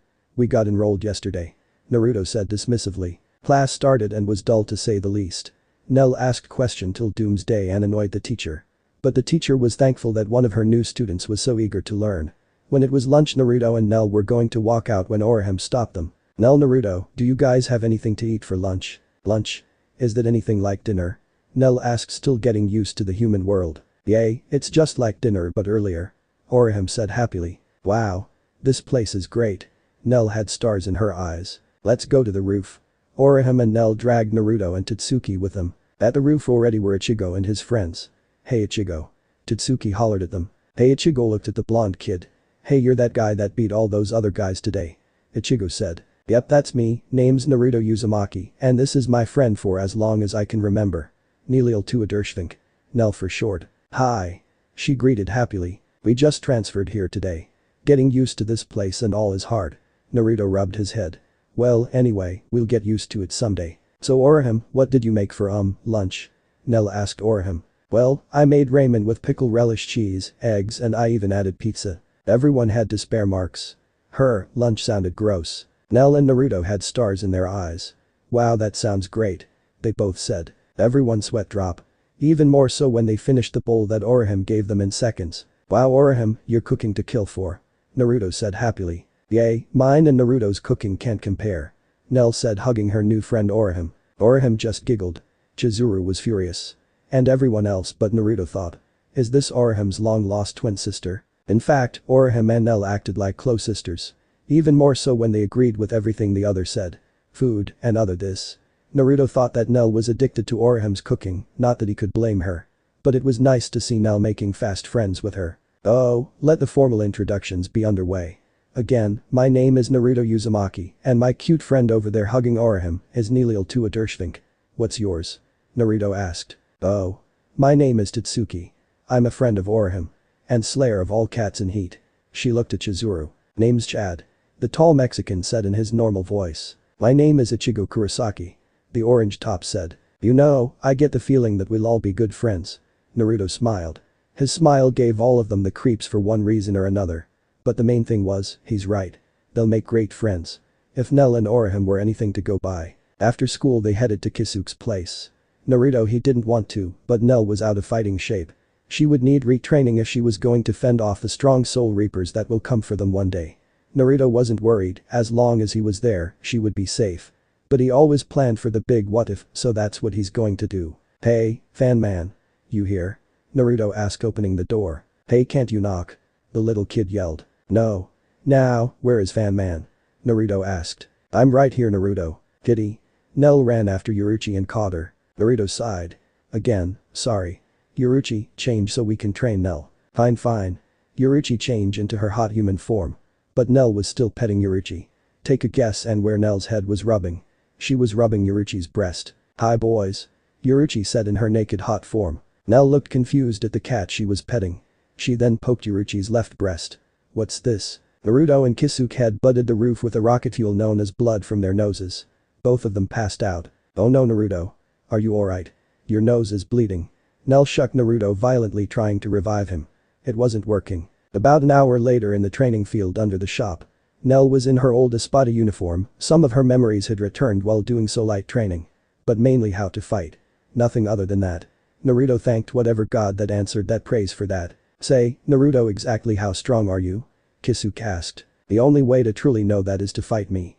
But very few people have ever made me fight without holding back almost all of my power. But, I don't mind showing you 4 levels of my power. But I warn you. It could get overwhelming. Naruto looked at him. His eyes telling Kisuke everything. I see. But no guts no glory. Kisuke smiled. Nell, Yuruchi. Get off the field. I'm going to release a great amount of power. You don't want to be moving at your speeds when I do. Nell and Yuruchi had been sparring for over an hour to get Nell back in fighting shape. Nell nodded first and went to Kisuke's side.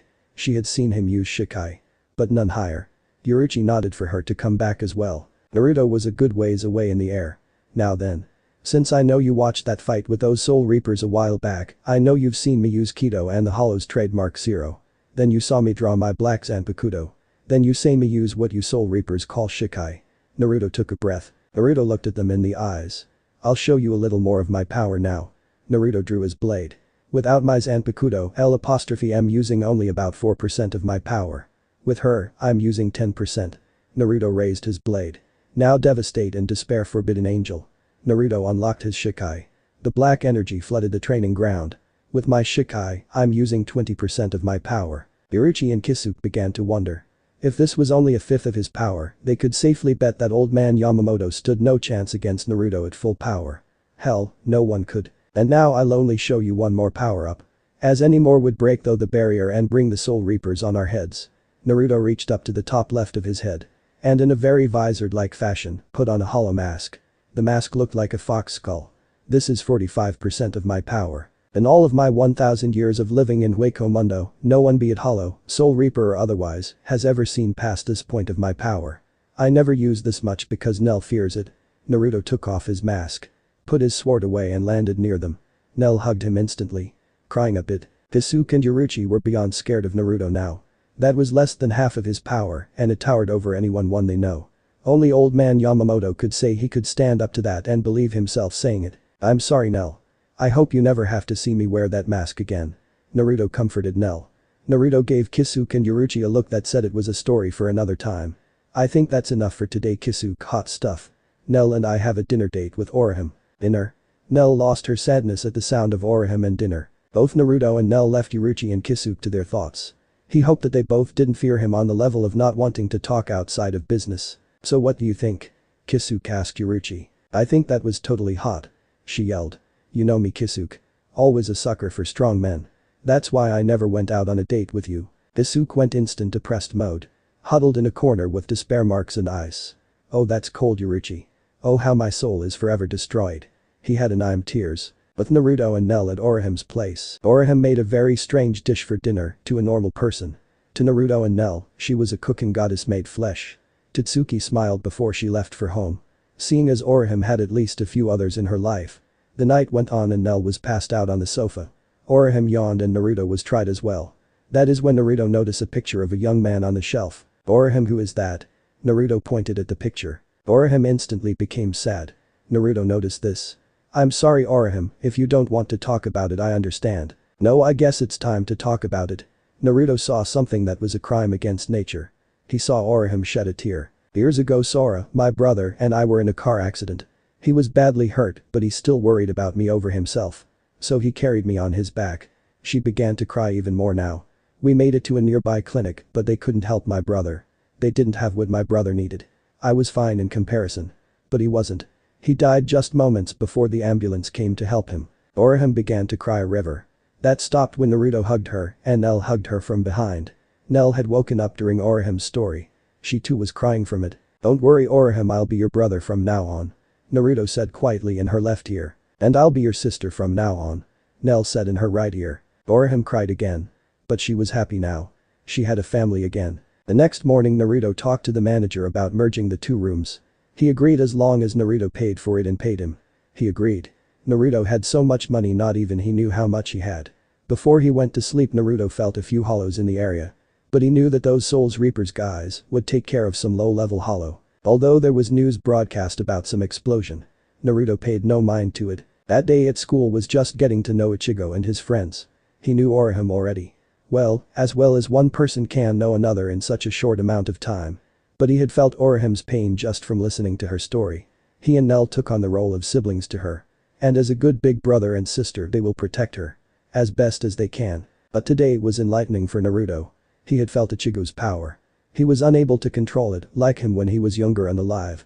But what intrigued him more was that he had the power of a Soul Reaper captain, well, almost. It would take a while and hard training if Ichigo ever became a Soul Reaper or hollow before he could do that. He put it out of his mind for now. Nell was enjoying her lunch that Orihime made. They had a deal. Orihime would cook and buy the food. Naruto would pay for it. Simple really. At night Naruto felt a hollow attacking a soul. He would have interfered but he also felt a Soul Reaper there as well. But he could not just do nothing. Sorry girls. I'll be back as soon as I can. Naruto told Nell and Orihime as they were playing a card game that Orihime made up. Something he thought he heard Orihime call Uno-jin. Or something like that. With Ichigo fighting his first hollow. Naruto had just arrived to see Ichigo get his Soul Reaper powers from Rukia. Well that's interesting. He said to himself. You'll pay for hurting my family you hollow scum. Ichigo said threateningly to the hollow. A weak no-name by Naruto's point of view. Feel the wrath of my blade. Ichigo cut off an arm. It roared in pain. Then he cut off a leg. Again it roared in pain. Now Ichigo then cut it from top to bottom. He had killed it. Not bad Ichigo I do not believe in fate or anything like that. This one moment has changed the wheels that turn this world. This one action by that Soul Reaper, he looked at Rukia. He didn't know her name or anything. Has caused a change in this world. Whether it is a good change or a bad change is yet to be seen. Ichigo, I see how Orihime looks at you. I will not let you two make the same mistake I did in life. You well changed the spirit world, Ichigo. I can feel it. Naruto said to himself as he saw Kisuke walk up to Rukia. Well anyway, Ichigo. I hope this works out for you in the end. I wonder, was I meant to be here as well? Was I meant to find Nell? She dragged me here, then I in turn meet you down the line. Naruto looked at Ichigo one last time before heading back to his place. Ichigo will shape the face of this world. He could feel it. And TFK. Details will start next chapter as the normal Bleach storyline has just started. I will update my Yu-Gi-Oh! Naruto crossover next and my Najima after that. Spring break. I hope to get those two up by the end of the week. Okay, no one needs to worry about Hinata. I know how this story will pan out with few holes in it. There is a reason she is not on the harem list. If you read till the end you'll find out. Rev CH2 of 9 next. Review. Dump Chapter 1, Chapter 2, Chapter 3, Chapter 4, Chapter 5, Chapter 6, Chapter 7, Chapter 8, Chapter 9. Share. Email.facebook.twitter. Story. Follow favorite. Author. Follow favorite. Contrast. Dark.light. Font. Small.medium.large.xl. Twitter.help.signup.cookies.privacy.terms of service. Just in. Community. Forum. More. Naruto the White Fox by the First Kitsukage. Naruto and Bleach's overrated. English, supernatural and romance. Naruto U. Words. 80k plus. Favs. 2k plus. Follows. 1k plus. Published. Mar 3, 2011 updated. August 15, 2012. 643. Chapter 3. Training and headaches. DFK. Next chapter 3. So far I'm thinking of adding 3 of the following. Lisa, Retsu, Ranjiku, Nemu, Apache, Mila Rose, Sun, about Naruto's girls. I will pick, but your opinion is important to me. There are 7 up top, but if a good number of you pick Tia's group, then all 3 will count as 2, seeing as I don't think Tia would like it if Naruto only picked 1 or 2 of them and let the other one in the cold. Also, I've decided that I'm going to add 4 more girls to Naruto's harem. Also, about Ichigo, he will receive no more than 2 girls. Seeing as how he is not that kind of guy. And only Orihime and Rukia. Orihime for sure, maybe Rukia. Hey, on to Naruto the White Fox. One more thing. I'm not one for foreplay in story mode, so I'm going to get straight to the action. If you don't like it, sorry. So we'll get into the Soul Society in like 2 chapters. But for now, training and headaches. Naruto yawned as he woke up. Ichigo had a little run-in with a low-level hollow. Nothing the kid can't handle. And now has his very own Soul Reaper powers. Good for him. But now presents a problem. Well, one more to add to Naruto's list because now he is in the cleavage of Nell's chest. Not a bad place to be, but he didn't want to die if she got mad and decided to kill him. It would hurt if she tried. He didn't want her to go Super Centaur mode on him and try to stomp on his balls. Soon she yawned. Naruto. What are you doing in my bed? She asked innocently. Nell, this is my bed, remember? Your bed is the nice fancy one in the other room. Naruto said, looking her in the eyes. To avoid looked elsewhere. She looked around a bit. Oh. Sorry. She hit herself on the head. Well, let's get up so we can get to class. He smiled. Again trying to not look at her friends. Okay. She happily said and then ran into Orihime's room. Orihime. What's for lunch? Nell yelled. Naruto sighed. Nell still as childish as ever. But he was glad that Orihime and Nell were as close as sisters as you could get with being blood related. But blood relations are overrated. He smiled, but for some reason he knew that there will be one hell of a headache coming for him. But for the life of him, he couldn't figure out what. Soul Society Captain Commander's room. Captain Commander Yamamoto was still remembered the story that Captain Soi Fon told. Naruto Uzumaki, I remember you. He looked up. He was looking at 12 pictures, each one had a captain's cloak under them. You took from me my only friends, Naruto. Flashback. 800 years ago. In a captain's meeting, Yamamoto was waiting for the last member of the last of 13 captains. His friend of the 2nd Division, Captain Yan Shihoin. It isn't like Captain Shihoin to be late from a training exercise. One of the other captains said aloud. Don't worry so much, Captain Kichiki. He can handle anything that any hollow can throw his way. Another captain said to him. Captain Commander. A Soul Reaper ran in like a bat out of hell. Why are you here? Where is Captain Shihoin? Yamato asked. Sir. Captain Shihoin needs help. He is fighting a hollow right now. It's too powerful. We need help. How can one hollow be so powerful that a captain can't face beat it? One of the other captains asked. I don't know, but he needs help now. The Soul Reaper yelled. Then we will answer. We leave immediately. Flash forward at the battle site. Real world USA Death Valley. The Soul Reaper was hit and fell a good ways away. Now, is that all you got? A gruff sounding voice came from the hollow. The hollow was humanoid, but was fox-like. It had 9 tails and looked like the skeleton of a fox. His head was the skull of a fox with the top half as a helmet, and the jaw of the skull covered the lower half of the face. All around the desert were soul reapers. Only one was standing. He was Captain Yan Shihoin. "I've underestimated you, monster, but no more," he said to the hollow. Behind the captain some old doors appeared. "What's THIS, did you call for backup?" the hollow asked the captain. Soon 12 more captains and 12 more vice captains came from the door. All ready to fight. "You've came. This guy is way too strong for me alone," Captain Shihoin said in relief. "Captain Yan, my old friend, is this hollow really that strong?" Yamamoto asked. "I wouldn't need your help if it wasn't," he said to them. "Don't talk about me as if I'm not here. I came looking for a fight. But sadly I find them and no challenge." The hollow shrugged. "I guess I'll just go and find some rat to kill. They do tend to put up a fight when their life hangs in the balance. They manage to so many things." The hollow sounded a little insane. "Do not count on it, hollow." One of the other captains yelled at him. "We will kill you," he said. "Third Tretsu, please take the wounded back to the Soul Society," the captain of the 4th Division said to her. "Yes, sir." She managed to get all the wounded away from the hollow that had beat them nearly to death. "Don't worry about me trying to kill those weaklings. Only you 13 are worth any effort to kill," he said them. "Now, prepare to die." "Hollow." One of the vice captains charged. "No. Wait, you fool." The 2NS Division captain yelled. "Goodbye," was all the hollow said before the Soul Reaper was killed in an instant. "Now who dies next?" His fox-like claws glistened in the sun's light. "We take him together." "No heroics. Just one dead hollow," the 3rd captain said to the others. "Right. Let's kill this thing." The hollow jumped in the air. "This is much more fitting for our fight. Come at me, Soul Reapers, and see how so many of your friends have meet their end." The fox humanoid-like hollow taunted them. Play Treachery Bleach Movie 2 soundtrack. All 13 captains and now 12 vice captains surrounded the hollow.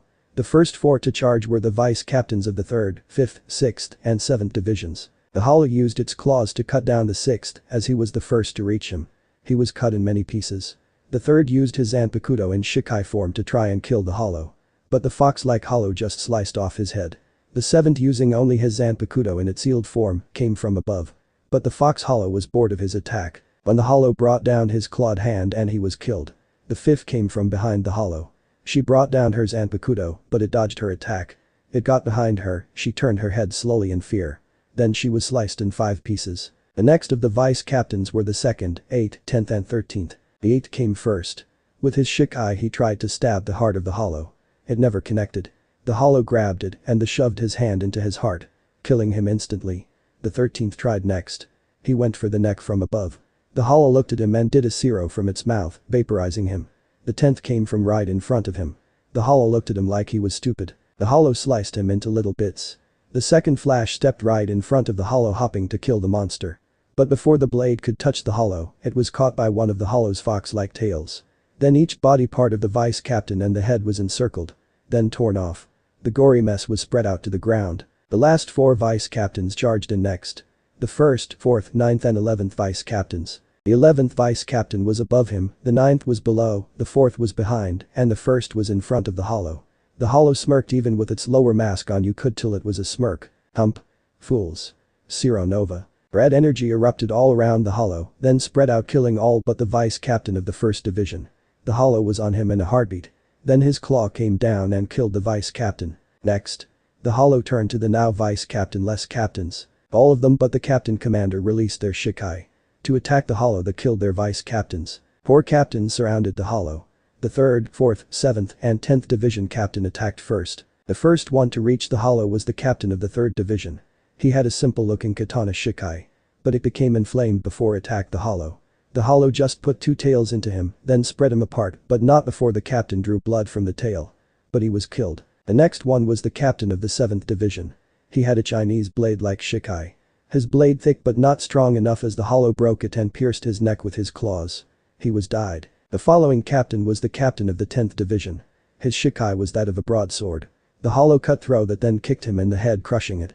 Blood and brain matter leaked from the destroyed skull. Then the 4th division captain tried to attack from behind with his short sword. But the armor on the hollow proved too much for it, and it broke.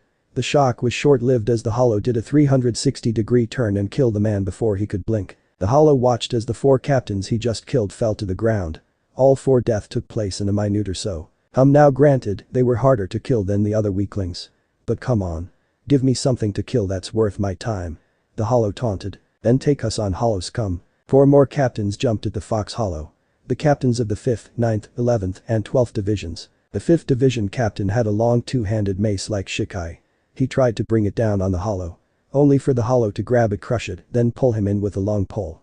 When his head was in the Hollow's hand, it was crushed. The 12th division captain's Shikai was a battle axe. He tried to at least chop off a tail. But he couldn't chop it off as it retaliated and pierced his skull. The 9th division captain's Shikai was a Kanabo steel club. He brought it down on the Hollow. The Hollow made no effort to move or block as it just took the full blunt of the hit. Then, it broke. The Hollow charged him and used his clawed hand to cut him down. The man died before he hit the ground. The 11th division captain had his abuser-like blade. He was swinging it around like a madman. The Hollow kept on dodging the attacks. Then when the captain missed high, the Hollow broke the blade. Then cut off the head of the captain with one of his tails. Ha ha ha ha. Is this all you got? I have fought rats with more fight than you. The Hollow again taunted. Is this all the power you have? The 2nd, 5th, 6th, and 13th were up next. This is your end, Hollow. The 2nd division captain said to the Hollow. Try it, Soul Reaper. The Hollow gave him the bring gesture. The Hollow looked bored with the fight now. The first one to attack the Hollow was the 13th division captain. His Shikai was just a big, long and curved blade. He brought down the blade to try and kill the Hollow. The Hollow cut through the blade and into the captain. The captain's wounds bleed out, but he did not give up. He charged again with his broken blade. Only for the Hollow to stop him, then cut him down once again across the chest. Blood squirted out of him and came out of his mouth dead. Go. Whiplash. The 5th division captain attacked with his whip. But all the Hollow did was grab it and pulled in the captain. The captain watched in horror as the Hollow pulled him in. Then, with one slash to the back, he was cut into pieces. The Hollow held onto the whip and relied on the 6th division captain. The captain used what looked like Sakura petals to attack the Hollow. Even though the petals were mini blades, the armor on the Hollow was too much. And he too was cut down. The Hollow looked behind him and then dodged right before it attacked his neck. Then the Hollow destroyed the sword. You and all those that follow you are fools. He turned around and cut down the captain. Yet he still lives. I am the strongest Hollow in all time. Someone as weak as you shouldn't point their blades at me. Then the 2nd division captain was cut down. But still alive. Then Treachery Bleach Movie 2 soundtrack. Play Naruto Shippuden Ultimate Ninja Storm 2 soundtrack. He who howls and rages. The Hollow smiled. I really like my power now. So powerful, so limitless. The Hollow looked to see a very angry looking Captain Commander. Oh. Now you have come. One would think that since you let your comrades die at my hands you would have left them to their fate. The Hollow told him. You will pay for the deaths of those captains with your life. The Captain Commander's spiritual pressure began to rise. The old man's cane became a katana sword. Reduce all creation to ash. The old man's blade started to become enflamed. Raijin Jaka. The sword was now a massive flaming entity. Well, now this is something. The Hollow said, somewhat amused. Bring it. Yamamoto attack with raging fire. Burn. The Hollow used its mass amount of spirit energy and tails to block most of the damage. I have more power than that little heating pad you call a Zanpakuto. Zero. The Hollow fired a zero from one of its tails. But Yamamoto just dodged it. Not bad, try this on for size. Zero. Each one of the Hollow's 9 tails fried a zero. Yamamoto continued to dodge, but each tail fired like a machine gun. Then when the Hollow managed to hit him with one tail, the rest of the zero soon followed. The Hollow didn't let up until he was satisfied that the old-looking man was dead. It took a minute for the smoke to clear. The Hollow was certain that the Soul Reaper was dead. But was greeted him was not a dead old man, but a wounded one. I'm surprised you survived. The Hollow was amazed. It ends here, Hollow. If I die, I'm taking you with me. Captain Commander Yamamoto started to build up a massive amount of spirit energy. Goodbye, Hollow. Flames of hell. Pillars of fire erupted on all sides of the desert. You and I will go together. We shall burn in this fiery hell. Yamamoto yelled at the Hollow. Nice try. The fire came for both of them. But my existence will not end here. The Hollow began to build up a massive amount of spiritual pressure. The fire closed in on them. I will not die yet. Not until I fulfill my promise. He smiled. Ultima Zero. A massive wave of a Zero blast erupted from the Hollow, putting the flames out and dealing massive damage to the last 2 captains. Then Naruto Shippuden Ultimate Ninja Storm 2 soundtrack. He who howls and rages. Both Captain Commander Yamamoto and the 2nd Division captain were bleeding and nearly dead. Captain Shihoin more than Yamamoto. The Hollow landed next to their heads. Well, it was fun. I think I'll leave you 2 alive. Just to make sure that you Soul Reapers know that someone else is higher on the food chain than you. And is willing to prove it. The hollow started to walk away to a portal that he made. Don't you turn your back on me. The 2nd Division Captain Yan Shihoin charged blindly at the hollow. Yan no. The hollow grabbed him by the neck. I gave you a chance to live. And you spit it right back in my face. It is people like you that make me hate your race. I will not spare you twice. With the hollow's other hand, he cut 2nd Division Captain Yan Shihoin in vertical half. He looked at Yamamoto. I will not kill you. In exchange I want your name. If not, I will kill you and go back to the place you came from, killing everyone there. Think about it. The hollow threatened. Yamamoto thought about it. This hollow had beaten him and has killed the rest of the captains and vice captains. If he dies, the Soul Society would be in chaos. My name is Captain Commander Jinrikisai Shijakuni Yamamoto. He told him. And the man you just killed was my friend 2nd Division Captain Yan Shihoin. I see. Well, I will tell you my name as well. I am Naruto Uzumaki Majesty Vasto Lord of Wako Mundo. I am also known as the White Fox. As you can clearly see why. Naruto pointed to his white fox skeleton-like body. I see now that having all this power is pointless. I must find a reason to use it. For now Yamamoto, this is goodbye. But for some reason I feel that we will meet somewhere down the line. Get stronger when we meet again. Naruto stepped into the portal and was never heard from again. Then flashback 800 years Naruto. And now you show up. And with a little girl no less. Yamamoto signed. He had never forgiven himself for that day.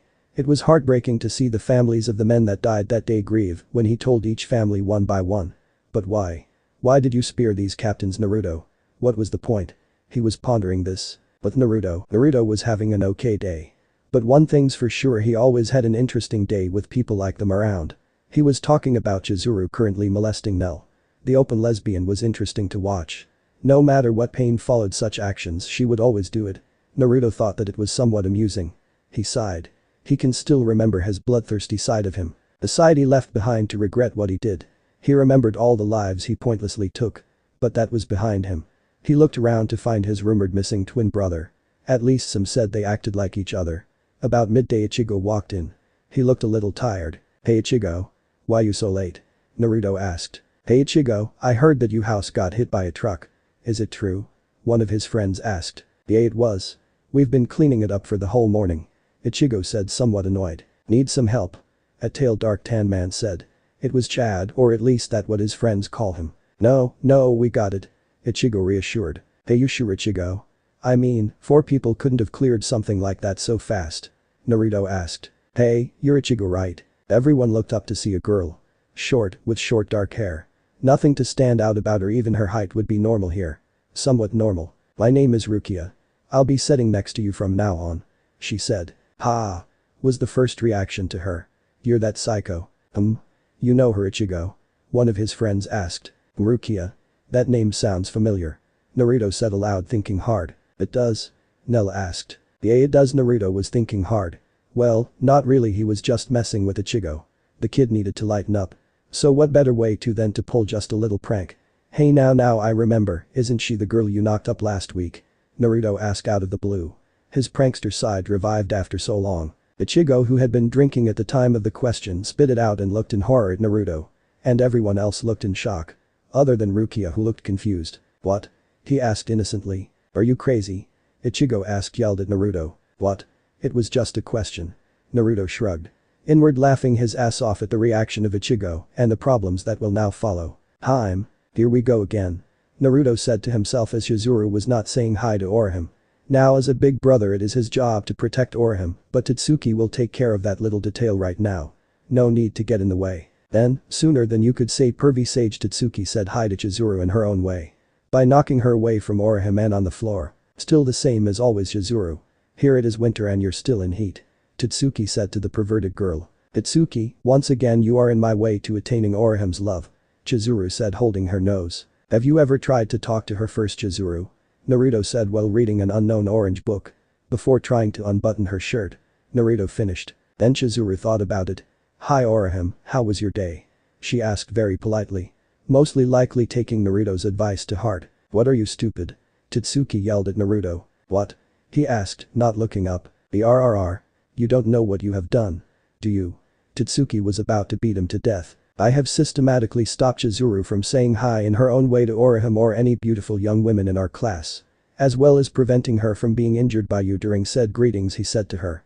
Also, promoting friendship between Chizuru, Orihime and even Nell. He told her. Hitsuki stopped. Then she thought about it. She looked at Naruto blankly. Now she couldn't hit him. His logic made it impossible to hurt him because of that. All she could do is stare at him. Hey, where did Ichigo go? Orihime said aloud. Hey, that new girl is gone too. One of the other guys said. Maybe to get a room? Maybe. Naruto joked. Naruto could feel that a hollow had appeared, which was surprising to Naruto. Hollows would stay away from a place where someone as powerful as him had been just days ago, for mouths. But then he felt it die. Ichigo must have done it. But that was not his concern.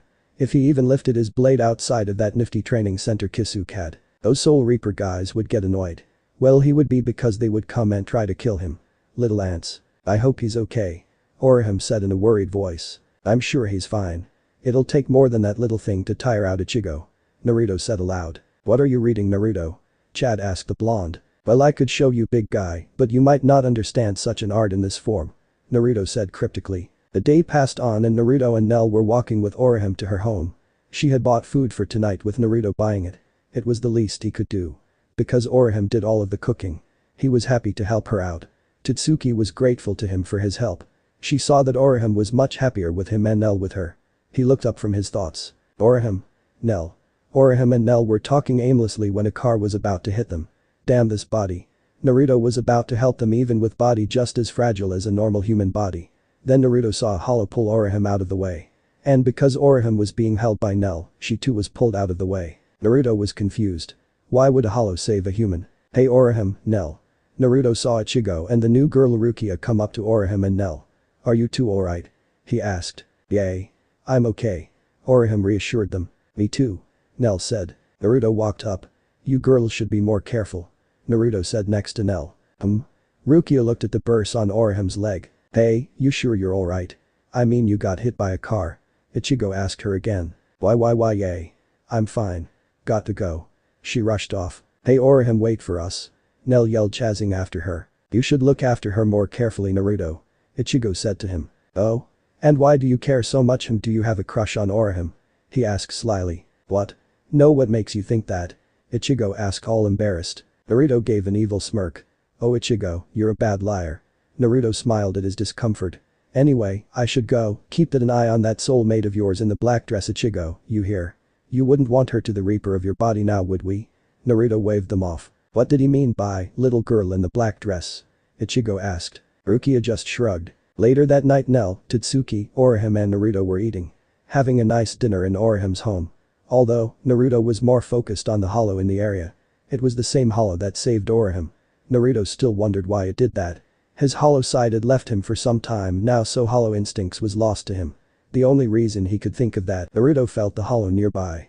He kicked the table, which sent Totsuki and Orihime away from a hand that came from nowhere. Both Totsuki and Orihime looked at Naruto in shock and then the dent in the floor. Naruto nodded to Nell as nodded back. Girls, girl talk. She dragged Orihime and Totsuki into Naruto and her's apartment. Naruto looked at the hollow. It was fairly big with a tail. Naruto could feel its minimal amount of spiritual energy. He almost laughed. This one must have been created less than a week ago. It's not even worth fighting. Even in the body he now has, but Orihime and Totsuki are in the area. And he can't have anyone or anything harm them. I'll give you this one chance since you're a new hollow. Leave now and never come back. And I let you live. Naruto told the thing. You dare order me? The hollow brought up its arm to try to strike down the human before him. But Naruto stopped it with his own hand. Even in this weak body, you're no match for me, young hollow. I have lived far longer than you will ever live. Naruto looked into the hollow's cold yellow eyes. You can't beat me. The hollow yelled. It attacked again and Naruto backhanded softly. Naruto, are you okay? Orihime rushed in, hearing the noises in the other room. Naruto's eyes widened. Orihime, get back. Naruto was hit by the hollow's tail and was sent through the window and the wall to the outside. Naruto sat up, brushing himself off. Man, that hurt. Stupid human body. Naruto said to himself. Then he noticed Ichigo and Rukia looking at him. What? Is there something on my face? He asked them. Why, you can see me? Ichigo asked in shock. Of course I can, Carrot Top. I even dropped the hint that I knew who you two were. Naruto said right before he jumped up to see Orihime in the hollow's hands. Hey. Big mistake. Naruto jumped and hit the hollow on the top of his head, forcing it to drop Orihime. Naruto grabbed the tail and threw it outside. Should have taken out the trash sooner. He looked at a shocked Ichigo and an even more so Rukia. What are you waiting for, Carrot Top? Go jet him. Naruto pointed outside. Don't talk to me as if I'm a dog. Ichigo had several tick marks. Just go and kill that hollow already. Naruto said somewhat annoyed. I can't. Ichigo hesitated. The hollow came back up only to get knocked down by Naruto's hand. Why not? It's just a hollow. You can handle something this week. Naruto was confused. Because that's Sora. Ichigo yelled. Orihim's older brother? It's just a hollow whoever he once was. He will kill Orihim if you don't kill him now. You bastard. The hollow was knocked down once again with Naruto's fist. So he's a hollow now. Plain and simple. Man up, Carrot Top. If you don't, the hollow will kill Orihim, you, Rukia, and Totsuki if you let him. Naruto scolded Ichigo. Wait, what about you? Aren't you afraid of him killing you? Ichigo asked. Bitch can try. Naruto said. I'm going to kill the hollow was hit again. Look, Ichigo, the moment he tried to kill Orihim, he stopped to be her brother. He is a hollow now. You must put down this hollow to protect those you care about. Naruto told him. Now get to it. I'm tired of hitting him. Naruto looked annoyed at the hollow. Look, I'll explain myself to you tomorrow after school if you want. Just kill that damn hollow. Naruto pointed at the hollow that was getting up again. Something must have clicked for Ichigo now, he was pissed. Because he stopped the hollow from biting Orihim. Listen carefully, Captain Overbite. You know why big brothers are born first? He asked, very pissed off. He forced the hollow away. It's so they can protect their little brothers and sisters. Ichigo answered for him. What do you know? You know nothing. The hollow hit Ichigo with his tail. I lived for Orihim. Now, it's time she repay the favor. It looked at Orihim, who was confused to who Naruto was talking to. The hollow went for Orihim, but Naruto got in its way. Going near her is a bad move. Naruto backhand the hollow and its mask crack a bit. I feel sorry for you, hollow. If you were one Sora, Orihim's older brother, to see you like this you've fallen so far. Naruto felt someone to his right. Naruto was tackled and launched a good block or two down the way. Naruto rolled with his assailant a few times before he was on top of her. Okay, Urichi, spill. Not that I mind our current position, why did you try to jump me? Not that I mind, of course, but could you have at least tried when I was near a bed? Naruto said playfully. He straddled her legs and had pinned down her arms with his. Urichi smiled back. Well, Ichigo needs to train a bit. Fighting that low-level hollow is good for him. She explained. And put on the brakes, handsome. We've only known each other for a month or so. She smiled back at him. So he gave his foxy grin. I've seen relationships start much sooner than 1 month of knowing the other person. He leaned in close. Sorry stud, not here on the street. Right, got to see if Wonder Boy has done the deed yet. He said offhandedly. You make it sound dirty. Naruto helped her up. Well, it sure as hell isn't clean. Both Naruto and Urichi was on the roof of the building across from Ichigo, the hollow, with Ichigo's sword, Orihim, she was dead with the chain still attached to her chest. The hollow, Sora, was about to kill himself with Ichigo's sword. His mask was gone. Take care of her please and thank you. Sora pierced his own neck. Naruto thought. What is it? Urichi asked. My first memory of what I was, a hollow, all I wanted was to kill everything I saw and I enjoyed it for a time. And I believed that all hollows were the same in that respect. But now, this hollow fought his own instincts to fight and kill with his own willpower. Though hollows were incapable of doing such a thing. Naruto spoke his mind. Maybe. But this hollow is no older than a few days old. Maybe that is the difference. Urichi said to him. Maybe anyway, I'm assuming that you're not going to show yourself to Wonder Boy yet, are you? He asked the cat girl. Nope. Not until he's ready for a fight that has now been hurled into. Later, Foxy. She flashed step away. I so need to learn that. Naruto hopped down to Ichigo and Rukia. Well, at least Orihim is safe. He said, getting their attention. You? Where the hell were you? Ichigo yelled. Busy. Besides, you needed this fight more than I did. I have way more fighting experience than either of you. Naruto said to the two before him. Alright, spill. Who are you? What are you? Ichigo said, pointing his blade at Naruto. Naruto looked up to see Nell give a thumbs up. Sorry, Wonder Boy. Not here and not now. Tomorrow after school. Alright with you? Yay, sure, whatever. Later. Ichigo and Rukia left them to go home. Naruto got inside the room with a nice big hole in the wall. Man, this might cost me a pretty penny. Naruto said to himself. Well, good thing I still have my clones. Naruto made some clones out of his spirit energy. Not like his old shadow clones, more like ghosts, but they could tough and hit you. But Naruto only used them for something like this now. Seeing as his power, there was no need for them otherwise. Naruto put Orihim and Totsuki to bed. And Nell followed him to bed. It was a somewhat quiet night. But that changed when he woke up in the morning. With Nell on top of him again. He got used to it. Seeing as she wasn't going to end this little morning routine. When at school Naruto had to suppress a laugh when Orihime told the other kids that a sumo wrestler broke down her wall. Another reason he hated Soul Reaper protocol. At least give them a memory that doesn't make the person look like a fool to others. Well, no one would believe Orihime anyway. Everyone would just chalk it up to one of her crazy dreams or something. During lunch Chad had brought a weird talking parrot. He cursed. There was yet another hollow in the area. He frowned. Hollows never this active by themselves. That's a cool bird there, Chad. Where did you get it? The group of friends all surrounded the talking bird. Naruto could feel that a human soul was inside the bird. How he had a guess. But he was more annoyed than anything else. After school Rukia and Ichigo found him and Nell on the roof. Alright, now spill. Who are you? Ichigo crossed his arms over his chest. Naruto was impressed with the boldness of the boy. Very well. Nell, be a dear and lock the door. I'd rather not anyone overhear this little conversation of ours. Naruto looked at Ichigo and Rukia. Nell locked the door and smiled. All done. She said happily. Right then. Ask away. I'd rather tell you what you want to know rather than tell you everything. Naruto said with a smile. Alright. Are you a Soul Reaper? Rukia started. No. She raised an eyebrow. Are you a hollow? She asked somewhat frightened. No. Are you human? She asked again. No. Alright, then what are you Naruto? If you're not human, Soul Reaper or hollow. What else is there?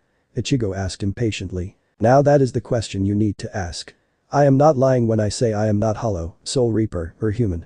I am something different. I am the one and only Miss Utrareta. Or in English the Forsaken. Like I said I am not normal. Any other questions?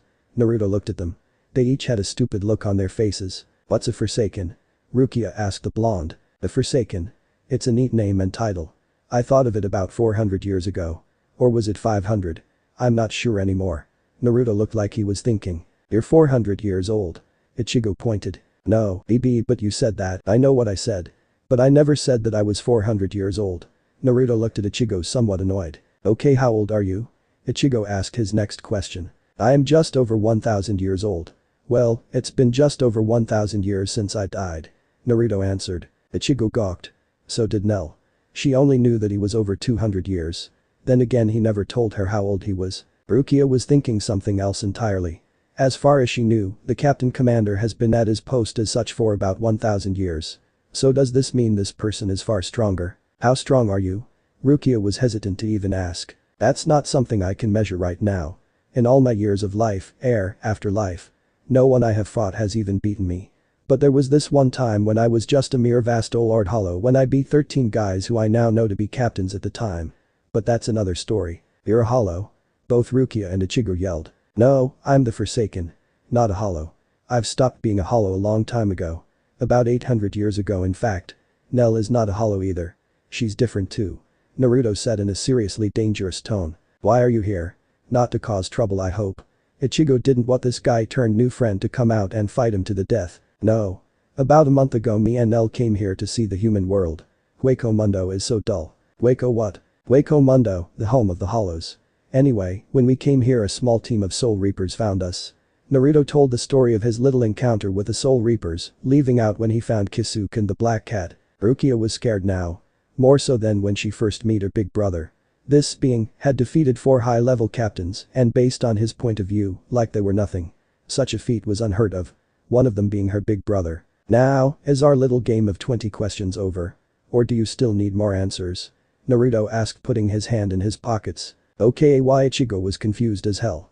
But the one thing he got from all this was that Naruto was not here to cause trouble. Rukia was thinking this over. She had never heard of a hollow that defeated 4 captain-class Soul Reapers. Until now that is. Needless to say she was glad that this person was not an enemy. But she will still need to report it when she got back to the Soul Society. That was a must. Naruto walked home with Nell. Orihime had waited for him. He smiled at her and she smiled back. They walked happily, like a family should. Naruto was thankful of the fact that she did not remember her brother as a hollow. Although, with the current state that this place is in. On top of his own influence just being near her. She will change, be it for better or worse is yet to be seen. Nell is also a factor by being near her. It was now too late to stop it. Orihime will develop powers beyond most Soul Reapers. Well, as far as he knew, all he did was increased what was already there and help bring it out. But he couldn't think about that right now. He had to head over to Fanman's place. Him and Nell so Nell can begin training again. She was almost at full power, but 100 years of not fighting would make one dull and slow, so Yuruchi helped her there. Nell was getting faster every day with her help. This was for her protection in case the Soul Reapers tried anything funny when he wasn't there. He was watching their spar from afar. He could feel the hollow round but paid no mind to it. Wonder Boy would handle it. He was more worried about Nell right now. Hey Naruto. Hey fan man. Aren't you going to get back into fighting shape? Kisuke asked. Don't need to. There has been only one opponent that can even harm me at full power, but that was 800 some years ago. I'm not sure if he is alive now, but I'm 10 times stronger than I was then. He may have gotten stronger since then, but he could very well be dead. Naruto was reading his little orange book. Did you know his name? He asked. He said his name was Captain Commander Jinrikisai Shijikuni Yamamoto. Whatever the Captain Commander part was. Naruto never looked up from his book. Kisuke almost coughed up his drink. You fought Captain Commander Yamamoto. He looked utterly shocked. Him and 12 other captains that were with him at the time. He still didn't look up. How many captains did you fight? 13 at once and 13 vice captains, I think they called themselves. Naruto closed his book and sighed. I still remember the look on their faces when I killed them. Naruto said somewhat depressed. His forced a raised eyebrow off of Kisuke. You killed them? Yes. I was still a bloodthirsty hollow back then. I had just fought 19 other high-level noble Vasto Lords to gain their power to become a Majesty Vasto Lord. He sighed. Nell and Yuruchi stopped their little spar and listened to his story. After I killed the other noble Vasto Lords, I absorbed their power and became the first Majesty Vasto Lord in the history of Wako Mundo. He started his little story. How does one become a Majesty Vasto Lord, Naruto? Yuruchi asked the blonde. Well, that part is easy. When one becomes a noble Vasto Lord, they can feel other nobles all around Wako Mundo. They know where you are and you know where they are. But no noble Vasto Lord hunts down the others. They wait. Naruto explained. Why? Kisuke asked. Because one must take 19 noble Vasto Lords' power at once. Not one by one. Naruto started. We wait until there are 19 other nobles. Then we meet at the point closest place that is nearest to all of us. Then have a free-for-all death match. Winner becomes the Majesty Vasto Lord. And he or she becomes king or queen of all hollows and Wako Mundo. What about the time when you fought Captain Commander Yamamoto? Kisuke asked. I had just won the fight. My power grew to unimaginable heights. I could feel all lower hollows in all places. I could feel their power and their rank. I could even feel soul reapers in the human world. 800 years ago, when I was the new Majesty Vasto Lord, I went to the human world to test my power. I was a bloodthirsty monster then. Still a hollow. I found a small squad of soul reapers in the human world. I found them and attacked them. After some time other captains came and vice captains. The fight, he remembered the fight very well, didn't last long. He told them how the fight went. And how all but Yamamoto were killed. You killed Yon Shihoin? Yuruchi asked him. Yes, I did. Based on what Yamamoto said, that what his name was. The moment he said that, he was punched by Yuruchi hard in the face. She shook her hand in pain. She felt like she had just punched a solid wall in a Gigai body. Ow. What was that for? Yuruchi just walked away. Naruto just looked at the back of Yuruchi holding his nose. It wasn't bleeding, but it still hurt like hell. Naruto. Her name is Yuruchi Shihoin. Kisuke said to him. Naruto raised an eyebrow. Damn, I had a feeling that my bloody past would catch up to me. I should talk to her. Naruto was about to move when Kisuke stopped him. I wouldn't advise that. Let her cool off, Naruto. She's not the best one to approach when angry like this. Naruto nodded at Kisuke's advice. Nell, let's go home. Nell nodded. Saddened at the turn of events. Both of them Sanito to their home. Kisuke looked at Yuruchi. I guess it's not every day you learn that a friend was the cause of one of your family members' death. But Naruto, he felt bad. Bad that he had caused someone to suffer pain when he was still a bloodthirsty monster. When he gained his humanity, he felt for the lives he has taken as a hollow. He knew one day he would have to atone for his crimes. For the blood that he spilled. The lives he took. He sighed. He would have to ask for forgiveness. His hope that Yuruchi would give it. Hey. Naruto. Nell. Naruto looked up to see Orihime with Tatsuki. You'd think that they are joined at the hip or something. Hey Orihime, Tatsuki. He waved. Hi. Nell yelled, she's in her childish mode right now. But still cute. Where you been, Naruto? We've been waiting for you. Tatsuki asked. Yay, but he got stuff for dinner. Naruto held out bags of food. They walked and talked to their place. Simple and everyday talk. It didn't take long for them to reach Orihime's apartment. Naruto was smiling. A real smile, something he hadn't done in a while, that didn't involve a woman's antimony. He mostly looked at Orihime. He almost regretted meeting her. Just by being around her he had changed her life. He had caused her to gain powers that would put her in danger. And he might not always be there for her. Then it hit him. I'll be back, girls. Wait for me, will you? I need to get something. Naruto went into his room. Okay. All the girls looked at each other. Confused. But they shrugged. Naruto went into his room and got a small box. Inside was something crystal-like. It almost looked like a tear. It was shiny and clear water blue. He smiled, put it back in the small box and went back to the girls. He smiled as he looked at Orihime. Orihime, I have a gift for you. Naruto held out a small box. He handed her the tear-like crystal. Wow. Both Orihime and Tatsuki looked at it. This was my mother's and I want you to have it. He put it on her neck. This is called the Majesty's Tear. It's sorta like a family heirloom.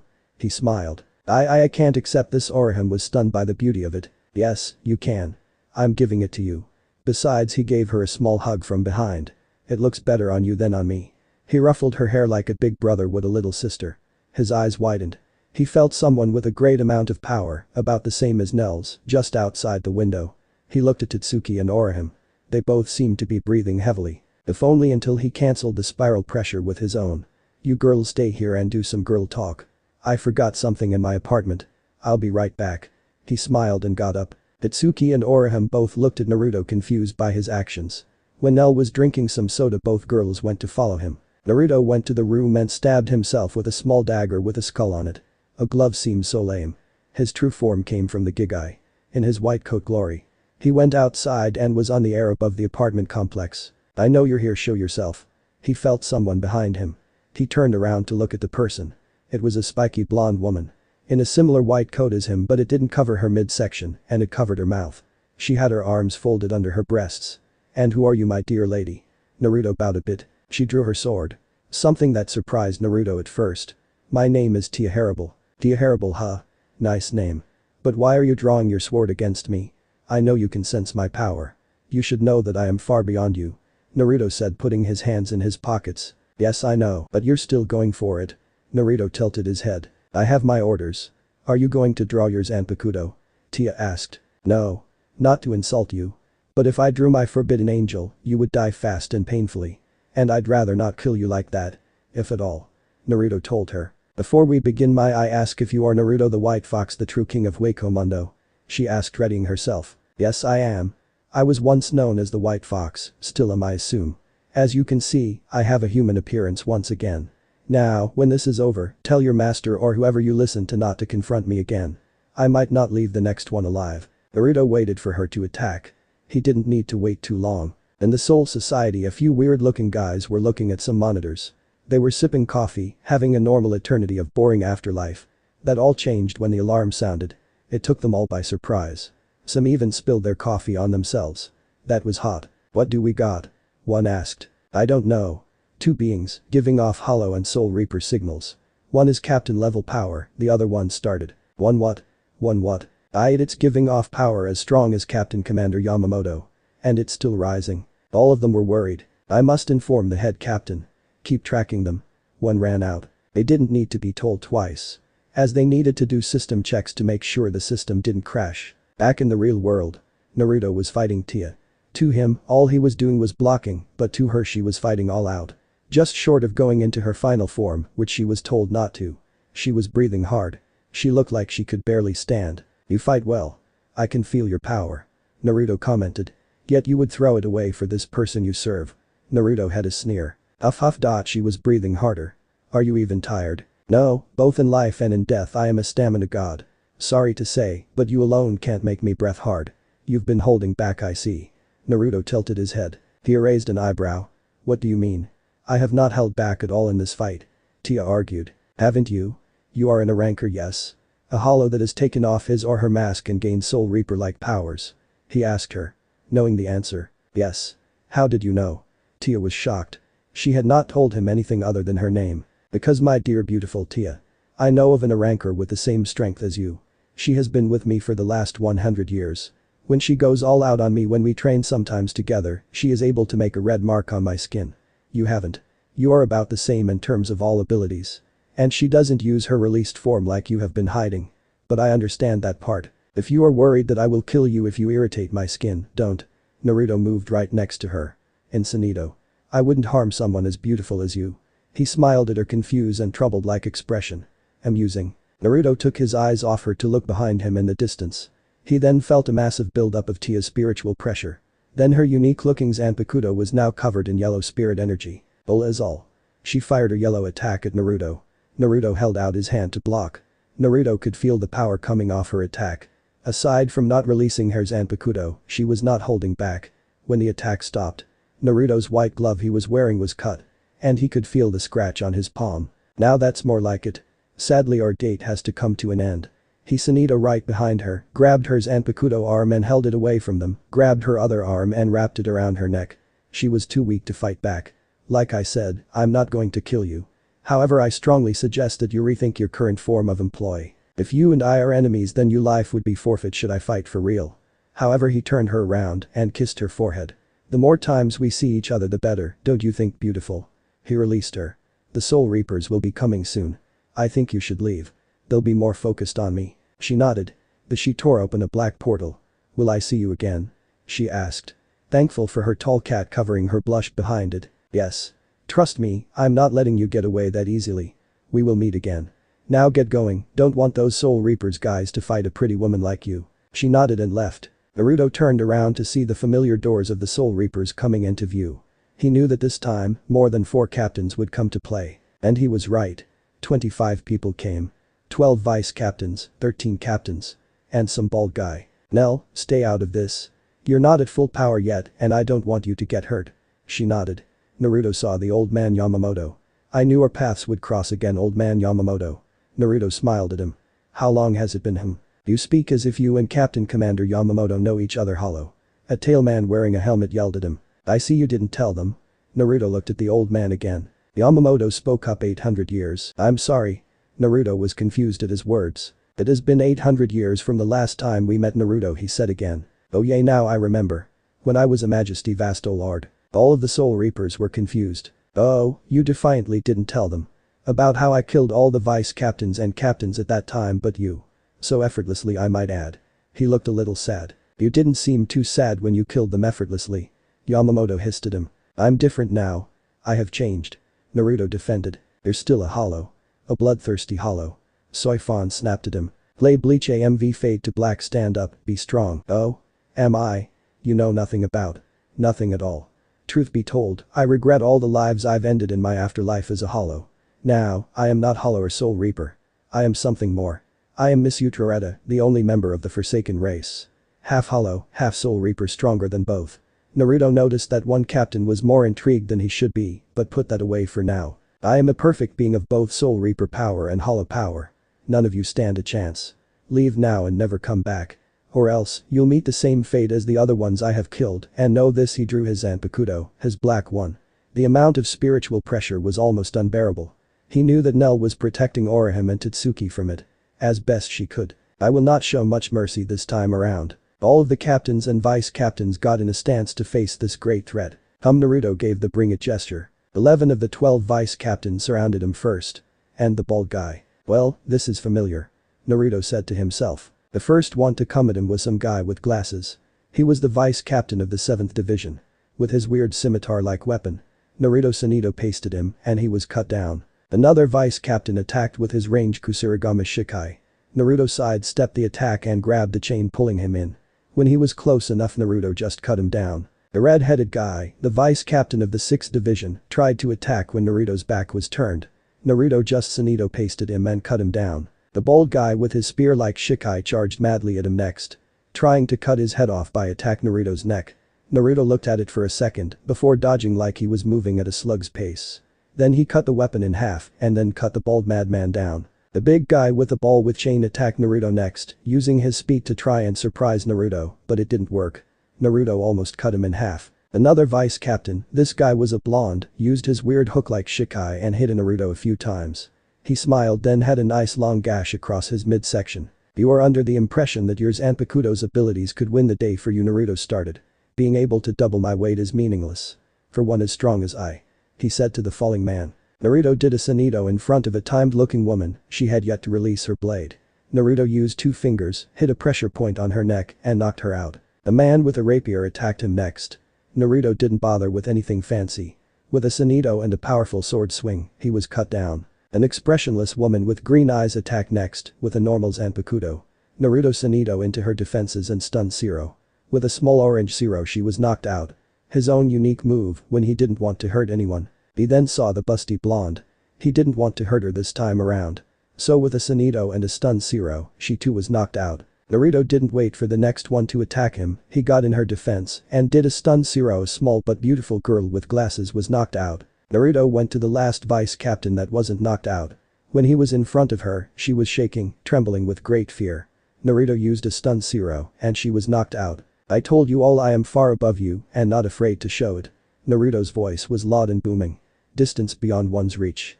Naruto's power only grew. I will always be beyond your reach. Then Bleach AMV fade to black, stand up, be strong. Then it was over. In less than 5 seconds Naruto had defeated 13 powerful Soul Reapers. The girls he knocked out were caught by their captains, not wanting them to get hurt in the fall. The others were allowed to fall to the ground with a loud thud. Now who wants to be next? Naruto looked at the 13 captains in front of him. What if Naruto was strongest captain in Bleach harem? Thanks for watching my video till the end. If you enjoy this content, then do consider subscribing to my channel and leave a like if you guys need the next part, comment down, and thanks for watching the video and see you guys in the next video.